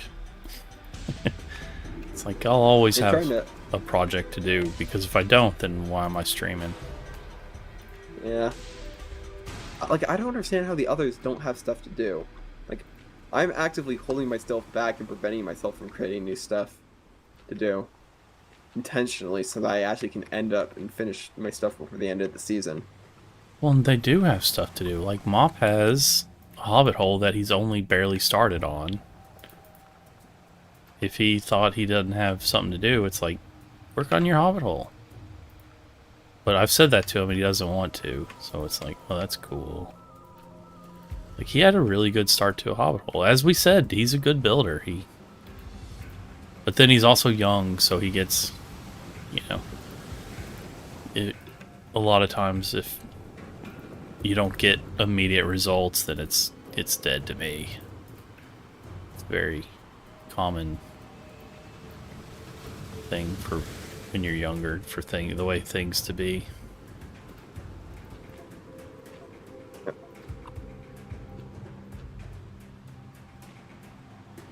I am updating the signboard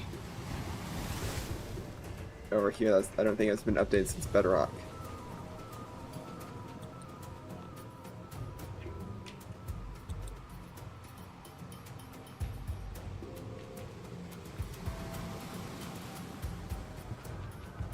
So The reason there's why a... I'd say we should take a break is because of, like, we have still Secret Santa signs on this board. Yeah. There we go. I updated most of it. I think we just overall, the reason why I suggest we take a break between the seasons is A, so we can invite new members, interact with them a bit more. B, so people can sort of come in with plans and ideas on stuff to do. And by break, you mean like side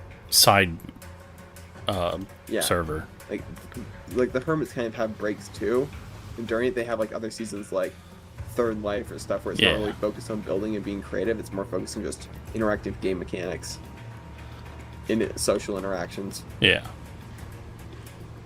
And they're not like something you can always hop on. It's like, oh, here's a small limited time event. Yeah. Like, I'm thinking maybe like a modded series where you all work together to accomplish something in a modded world, like complete a mod pack or something could be fun. Something like that. Where it's like, not too much effort because we're all working together. And it'd be a great way to sort of like test new members too. Yeah. Instead of inviting people in the middle of a season and they don't do much. Or we invite people who are not generally enjoyed onto the server. We have to kick them. Got a really good hit on this hill today. Probably 2/3 of the way done of this back half. It's just one of those things, it keeps growing. Like, I didn't imagine it was going to be this big when I started it. Actually, when I first started this hill, I was like, do I even want to finish the backside? Because really, it's just supposed to be a visual block for the opposite side of the Hobbit area, just to give you something like, there's stuff over there. You can't go that way. It's built up, you know? Because I wanted them to be kind of a nook, not necessarily a caldera. This hill will be my Hobbit hole. My Hobbit hole will be the entire underneath of this hill that's empty and hollowed out. I have one rule, and it's make the entrance to scale that a Hobbit hole would be. TNT. Well, here's Don't my finish the back, and that's the entrance. Here's here's my biggest gripe with Minecraft is the scale is so messed up. Like, without looking it up, do you know how tall 3 blocks is? As tall as you want it to be. No, three blocks. How, like, because each block is a meter. Yeah. Well, the issue too is that, yeah, technically you're right, but it's like 3 blocks technically that's is 3 10 meters. feet. Yeah, Is nearly but 10 feet. The main issue though is it's kind of relative and made up. Like, the main point is not to really measure to real life. It's mostly to interactive elements within the game. Yeah. And measure in comparison to that. But Just it's people try and push like real life similarity to stuff that's not meant to be really thought about that way. oh, for sure. But it's like 1 block is it's a little under 40 inches. I like to say 40 inches because I think it's 39 and a half. So I just like to round up to 40 because it's easier. But it's like, imagine you're standing, you walk up to your kitchen counter, and you just hop onto the counter. I could do that. It's as easy as you doing it from tree to tree right now. Yeah. I mean, I might chip my tooth if I fall, but But also, like, the crazy thing is steps in Minecraft are half a block tall, which puts them at almost 20 inches. And your typical step is about 7 inches tall. So 3 steps is just over 20 inches. It's 21. But you could round, you know, and say that 3 steps is the size of, in real world, is the size of 1 step in Minecraft. yeah, the main thing is just not meant to be taken literally. Yeah. Just do it anyway. But that's what bugs me about the scale is like, yeah, and you see, you know, people, you have to build to a giant scale to make the pixel size seem smaller. You know, like you see some of the best builds you could see have doors that are 10 times bigger than what the door is. And that's just basically because the pixels in Minecraft are quote meter cubed. It was so funny. I was talking about this with local DM one night, And I was trying to explain, like, a block Local tall. DM's not going to be on until like October. Oh, yeah. He's But, not going to be back until like the end of the season. but I was talking to him about it and how kitchen counters are normally between 35 to 37 inches tall. And I was explaining this to him, and he's like, no, mine are about, and he starts like doing mental math, and he's like, they're about 4 foot plus 8 inches. And I'm like, Yeah, I was there, I believe. I was just like mystified. He's like, I'm just like, you're saying your countertops are 52 inches tall.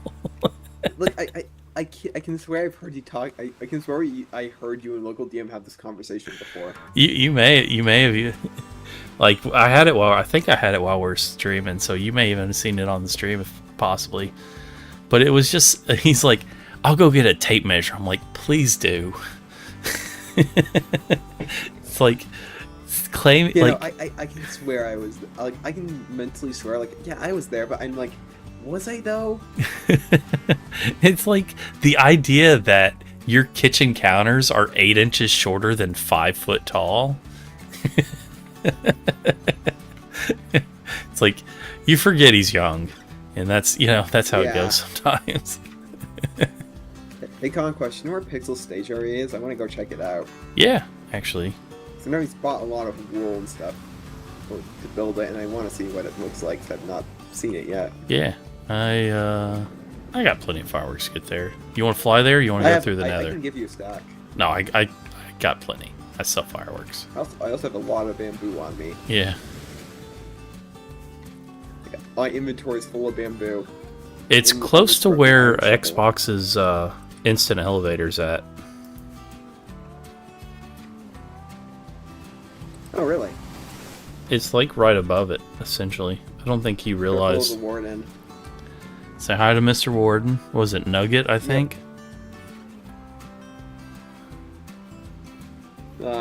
I should put what's left, like the original core of Terrence next to him. He can be the guardian of Terrence.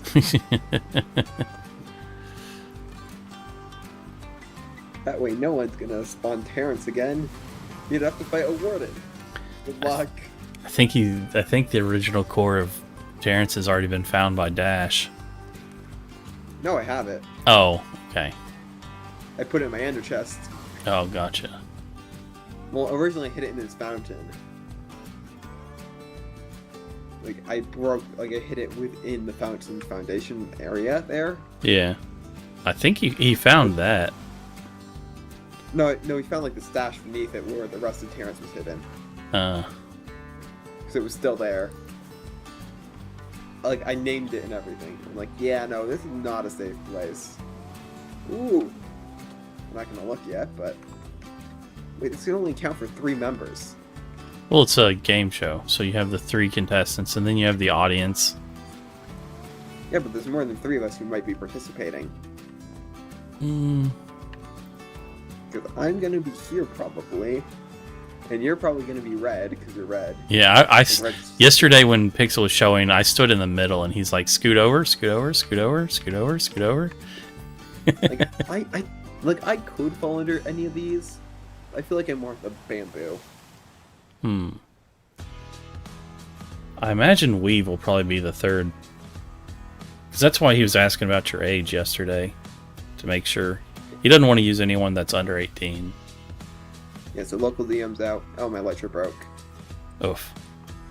Do you have an ender chest? I do. Okay, I have a spare. Well, I actually have 2 spares, but the other one's broken. Thanks. There we go, fully fixed. Not really, but I have an extra. But the Enderman farm. I Yeah, use the but Enderman it's farm better. more than anything to heal stuff. I mean, I could also use the gold farm, but I'd rather. Actually, I might use the gold farm. It's pretty quick. I have a lot of stuff to fix anyway, Yeah, so it might swing. I'm too worried that I could possibly break it, so I don't. But my single concern is like, seeing as who's able to play. I think maybe like Xbox might want to play also. Oh, he doesn't have a mic. He has a mic now. I mean, yeah, he just doesn't use it much. No, I mean, like, I think he just got a mic. Like, a nicer mic. And Dash also got a nicer mic, so he doesn't have the echo spill. I'm gonna criticize Pixel for something, okay? This feels a lot like I'm Game trying to remember Changers. the name of the yeah, Game Changer. I'm, Except 2 issues. First off, there's no big podium for the announcer. yeah, These are all one I said podium. something about the podium yesterday. I don't think one- there's I think, how do I phrase this? I don't think it was an accident that this has a slight Game Changers-ness to it. I don't think that was an accident at all. I also have to criticize this, okay? There are no buzzers. You could very easily, if I remember correctly, I might be wrong, but couldn't you hook up a button here, hook it to a piston underneath, a redstone block underneath it to the sticky piston, and then when it extends that piston, because this block is powered, extends that piston downwards and triggers a note block that could be the buzzer. There's also a way to do it where you can have it set. I don't know the mechanism off the top of my head, but I know it exists to where you could have a button that lights a light up that when it's whoever pushes their button first stops the others from being able to turn on. Yeah, if I remember correctly, it's using comparators, where you subtract the value from the other 2 ones using the first one. Yeah. Which initially and then blocks the other 2 out. Like, I don't remember the construction of it, but I know it's a thing that can be done. I'm on camera here with you. Are you streaming? Currently, yes. Okay, phew. So Pixel will know we have video evidence that we did not touch any of those. Oh So yeah, I'm no. not going to touch those. Do these even have anything on them? No idea, and I don't want to figure out. Yeah, I assume they don't. So, because they're still booking Right, let's quills. grab some dirt, just cover us. Here, I'm going to donate some bamboo. I'm just going to make a giant bamboo staircase. He's got one of these over here. Oh, let's see. Let me just... Here we go. Free bamboo, Pixel.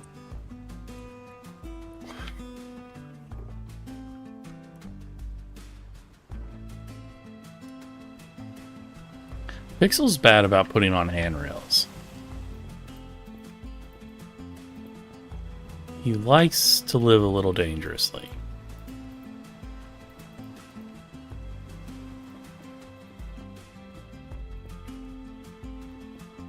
There. It's a little...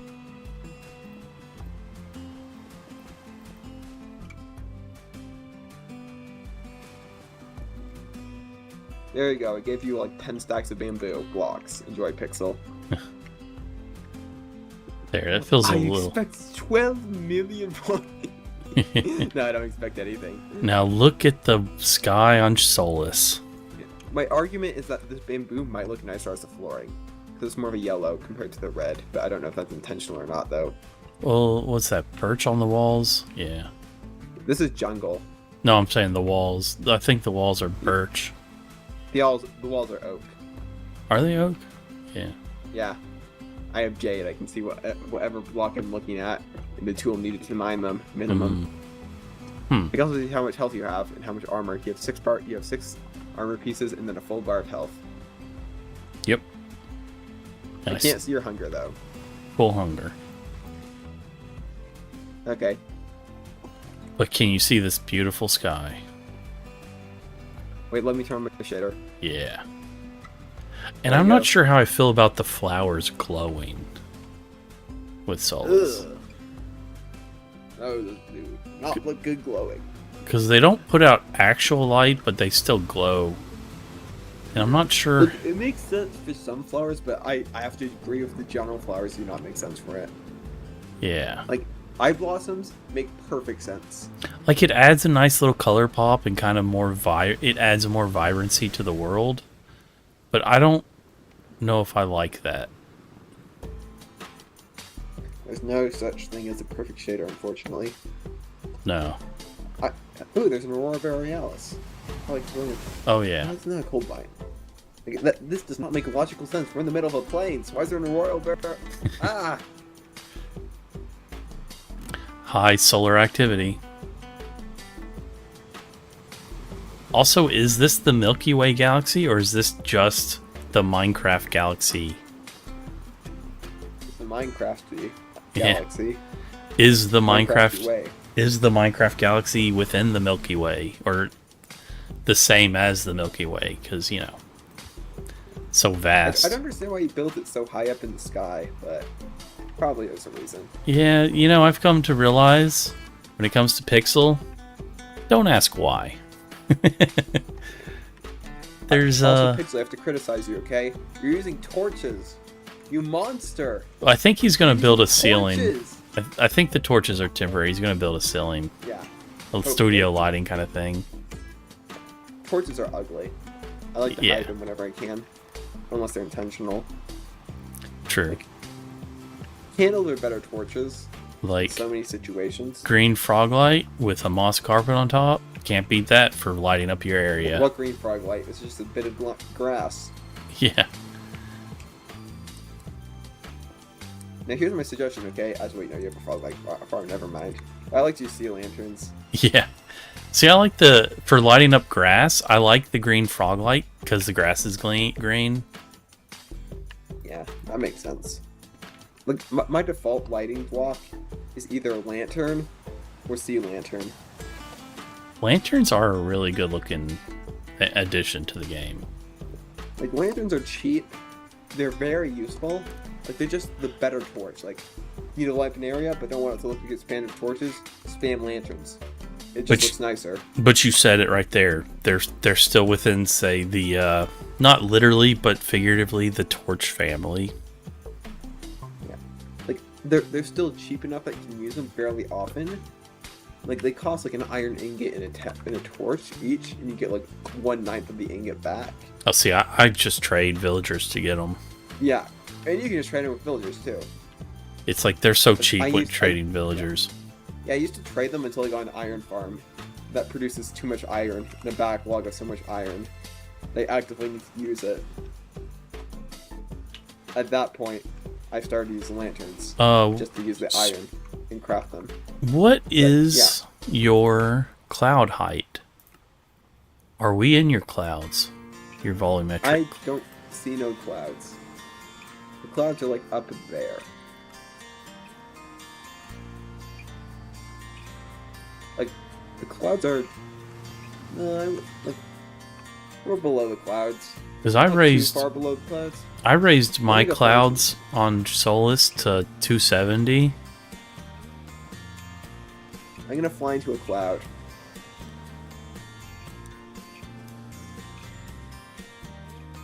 My clouds are like 225-ish. Yeah.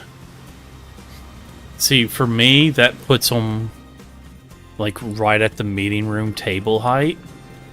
So when you're up there at the meeting table in my top of my tower, you're in the You say you have cloud, your and heads in the clouds. that's obnoxious. I do have to call out Pixel use of this oak though. That's why I gave him bamboo, so he can make his booth seem very cool. I can give you more bamboo too for a very low price, potentially free. What would be really funny is to just switch it out, see if he notices. I've been doing. I want to try that. Now I'm. Oh, I have to do it now. I'm sorry, Pixel.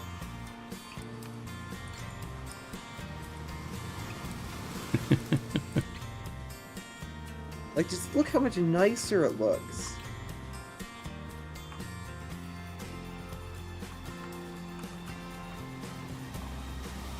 It's probably just a personal opinion, though. Honestly, I prefer the terracotta. I don't think he should have used any wood. I think he should have just been all terracotta. Or concrete. That might have been a good idea, honestly. Or concrete, yeah. I feel like some of this could be concrete. Like, this yellow and white probably could have been a bit more concrete. If he's going for, like, the game changer feel. Yeah. I actually kind of like the textureness of the terracotta. Where concrete's a totally flat texture. I see them both as very similar. I like to use concrete and terracotta together, though. Terracotta is either an entirely new color, like it either desaturated version of the color, like this is just desaturated yellow, Mm-hmm. a slightly brighter version like this red, making for pretty good shading. Or for example in cyan is just a unique shade of gray. Yes, cyan's Decently not flat. cyan at all. Yeah, but still works so well. It's like, yeah. I just hate that it they wouldn't call mind it if cyan but- because it's not cyan in the least. Yeah, and the issue is the cyan, like the gray terracotta is way darker than gray concrete, I believe. Yeah. Just like a weird mess.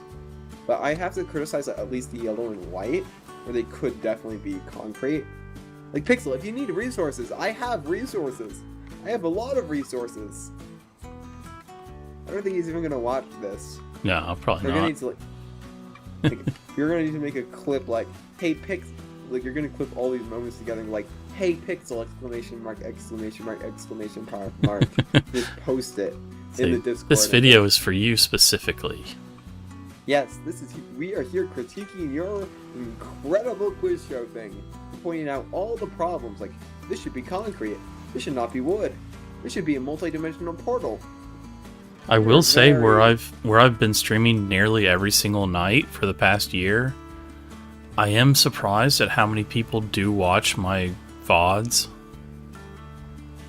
Like YouTube's usually under 10, but still like,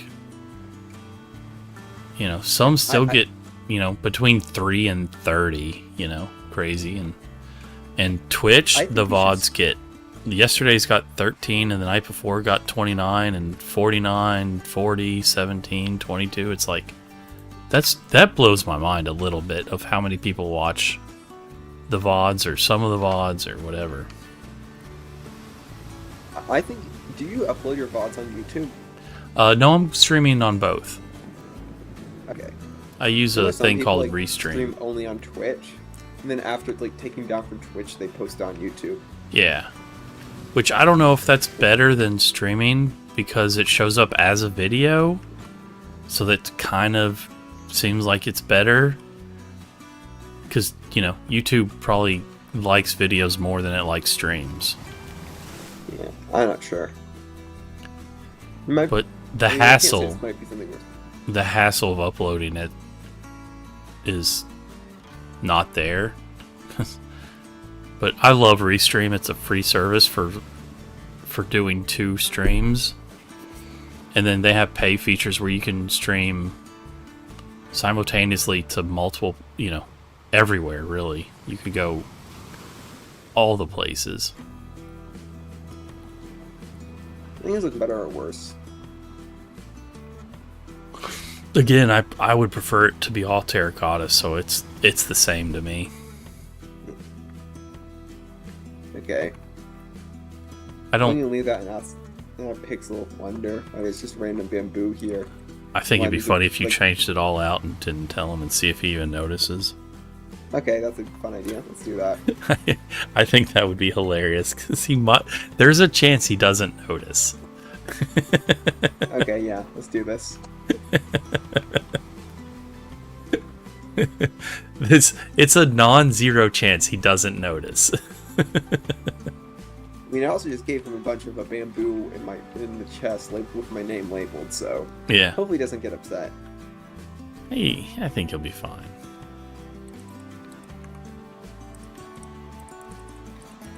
So I generally like the bamboo because it's a brighter block, and like it's a quiz show. It's meant to be more bright. To me, it's a set. It should be more flat. It shouldn't be so textured.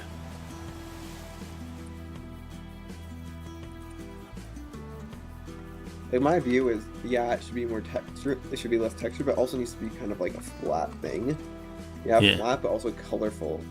Because one of their main goals Colorful, is to absolutely. be appealing. Like just looking at this, I feel like this side's way more colorful and bright than this side. I think the bamboo's probably looking a little better. Because to me, the oak planks, they're so bare minimum, like bare, not, what's the word? Basic. Yep. Yeah, the other reason too is I want it to look somewhat like expensive. If that's the way to say it. Like,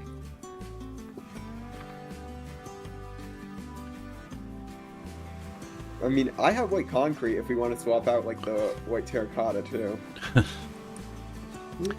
I wouldn't change the terracotta. I'd change the wood to concrete. Yeah. I would do the wood to concrete before I change the terracotta out. Like I was just thinking of like putting a bit more like flair to the white, because I do like the white terracotta.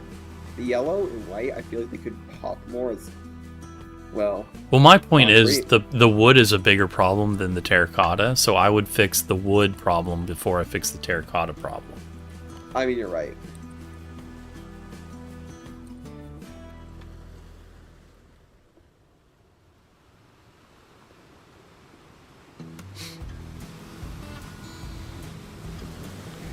I mean, technically, Pixel could build this entire thing out just with wool, and then have this weird texture pack that makes it look good. Or old school Minecraft, just build it out of wool and then watch If it you look burn at these down two one day. walls, this one, like, just looking at the two walls, this one feels way more lively than this one, for example. I will say I think the bamboo does look better than the oak. Yeah. It does have a better color to it than the tan oak. Like, my thinking behind it is the general, I'm trying to remember, like, not saturation. Is it saturation? I think it might be saturation.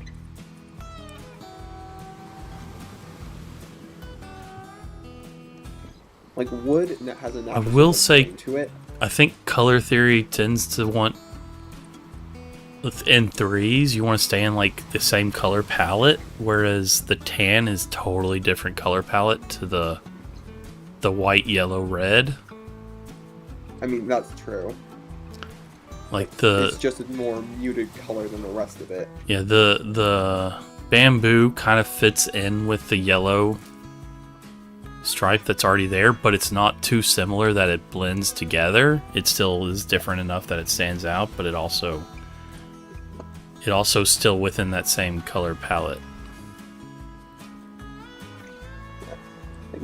Like my biggest critique of all of it though is just is the jungle wood floor. Like in jungle wood does not look good in sets. I mean, It looks really- fine with this red. It really needs, I'm not going to say carpet, but it really needs that sort of follow through of game show floor brightness. Yeah. Like the reason why I suggest replacing it with concrete is because concrete is a bit brighter for these two colors. Yeah. Because I was using yellow concrete earlier. But I do think that might disrupt the balance between the bamboo and the white. I hate concrete in this game because you have to make it the color. You can't just make concrete powder and then color it when you feel like it. Oh yeah, that is somewhat annoying. I have to agree with you on that. Because in real life, that's how concrete works when you color it. I know this is a game and not real life, but how would base concrete look gray. without the dye? It'd be like That's a what you can it'd be tell. like a gray color. Probably similar to the stone. It'd probably be similar. This does have an Probably a intense feel, though. lighter in color than the stone. It's like, think about a fresh driveway. What that looks like. That's kind of actually similar in color to my shirt, which is Like, I'm thinking smooth stone from what you described, like a more like combination between cobblestone and smooth stone and andesite is the best description I can think of. yeah, I'd agree with that. It's like, think about sidewalks and driveways. My only concern about that is that we might run into the same issue. And we just add an extra crafting step, and we might run into the issue of it just being too similar to smooth stone to be useful. Well, that's the thing But I is, do agree.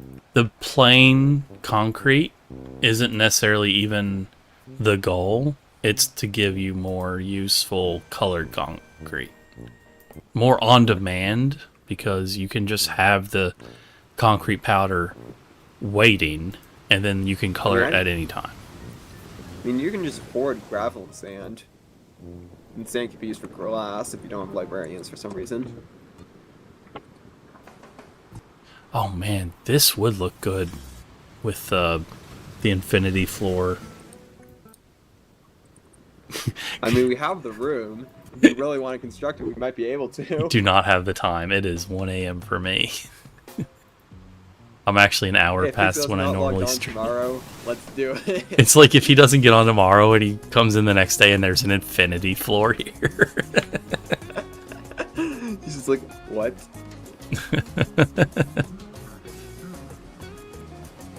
I built one of those into my wall for my tunnel to make it look like the tunnel goes on. Oh, really? Yeah, my sewer. I don't think I've seen that. No, I have. Oh. Yeah, I have. It's black. Yeah. Yeah. Yeah, yeah. Like, wait, did it? Yeah, no, I'm pretty sure you have. Yeah. I'm trying to think of a good color that could go here. I'm thinking maybe like crimson or mahogany. I was thinking Blend with the red here. purple. Purple? Purple. Like, crimson's more of a purple, but I don't know. I'm talking about It's the a red and glass. yellow. Oh, I'm still hung up on the glass floor, infinity floor. oh. I mean, we have a purple and somewhat infinity. Or it's floor in the pixel, go undercraft. pink glass. Yeah. I think pink would not actually be too bad either here. I mean, it pops. Yeah. I think the pink would be better as like the stripe here, but then it wouldn't blend as well. Like maybe another stripe as pink. Mm. I do think So yeah, we're not the going to tell Pixel we swapped out the wall for bamboo. yeah, We're just not going see if to. he realizes.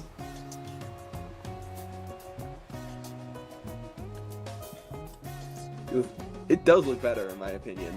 It is as far as wood planks go, it does look better. But I feel like everything that's wood planks on the wall should be stark white. If you're not going to do stripes, maybe. I have to think about I'm it. not fully sure on that. Like, I think it would be interesting if like this was the back wall and these were pulled forward another block. Make it look like if this is intentionally like struck on like an accessory onto just a normal studio wall. No, use Could be trapdoors. So it looks like it's something stuck to the wall. Yeah, yeah, that could be smart too. What I was suggesting is just put this a block forward, but yeah, what you're suggesting actually might be cooler. It's like you leave the colors where you want the stuff to be, and then you add like your yellow trapdoors, your red trapdoors, and your white trapdoors on there because some of them are transparent somewhat. You know, you can partially see through it. So you'd want to have the color behind them so it doesn't have that other color bleed through. But I will say this, I don't know what this is. What is this block? Is this concrete and this is terracotta? What are these? Which ones are you looking at? Red terracotta and Yeah, that's red concrete. it is red concrete. terracotta. See, I don't think you should have used red terracotta and concrete like that. It's too similar. I do have to agree. I was Probably- thinking maybe like a pink. Yeah, probably Honestly, change the like- red terracotta out to pink. Probably, yeah, that would be Or like a muted orange could work potentially too. I think a pink orange would might be better, nice. though. Or a blue maybe. It's a red, yellow, blue. It's a tertiary pattern then. Yeah. I'm not gonna change that though, because that's a pixel thing. Yeah, But you don't want I to go I too do like crazy these on walls though. messing with it. I gave him bamboo, and I gave him these walls. You He's gonna bamboozled him. complain. That's actually great. If he doesn't know, like, do not bring it up. And if he doesn't Oh, know I- this before the competition, I'm hoping, like, if I surprise you, will you give me extra points? He's like, okay, sure. Like, that's why you've been bamboozled. The walls are made of bamboo. But I'm gonna go ahead and end the stream. So Yes. Then we can talk about our secret plan. secret So that you should probably, like, I'm gonna be honest. We should probably just leave this area if we stop streaming, so we don't get accused of cheating. I think it'll be all right. But Good luck. Bye, Conquest viewers. I'm probably gonna go eat food, take a nap. have fun. Take a nap at So- almost midnight, 11. Yeah. I don't think. Sorry for making Conquest stream a lot less fun and boring with my boring aura. Yeah, I'm sorry, this is the worst Conquest stream. I will say that I've had lots of people fall asleep watching my stream, and I kind of appreciate that. It's like being the person that's mellow enough that they can just like listen to as they fall asleep. I kind of appreciate. Honestly, your streams feel like something I would listen to in the background of doing like a project. Oh yeah, Like there's just a chill thing. I go for the chill with, like, I don't know if you know the music I listen to. Like, I have a kind of a chill music Lo-fi? going on. I try not to have any kind of singing, but yeah, I'm a mute up or deafen, whatever. So I'll just hop out. okay, well, you have a good night, and you guys also have a good night. And if you enjoyed this video, consider giving it a like, share, subscribe, follow, all of that good stuff. You know how it is. Leave a comment, because I love to hear from you. And tell me what your mom says when you tell her I said hi. And share this with all of the people everywhere. Let them know that that you sent. Let them know about the stream. This. I don't know. And I'll see you next time. Keep crafting.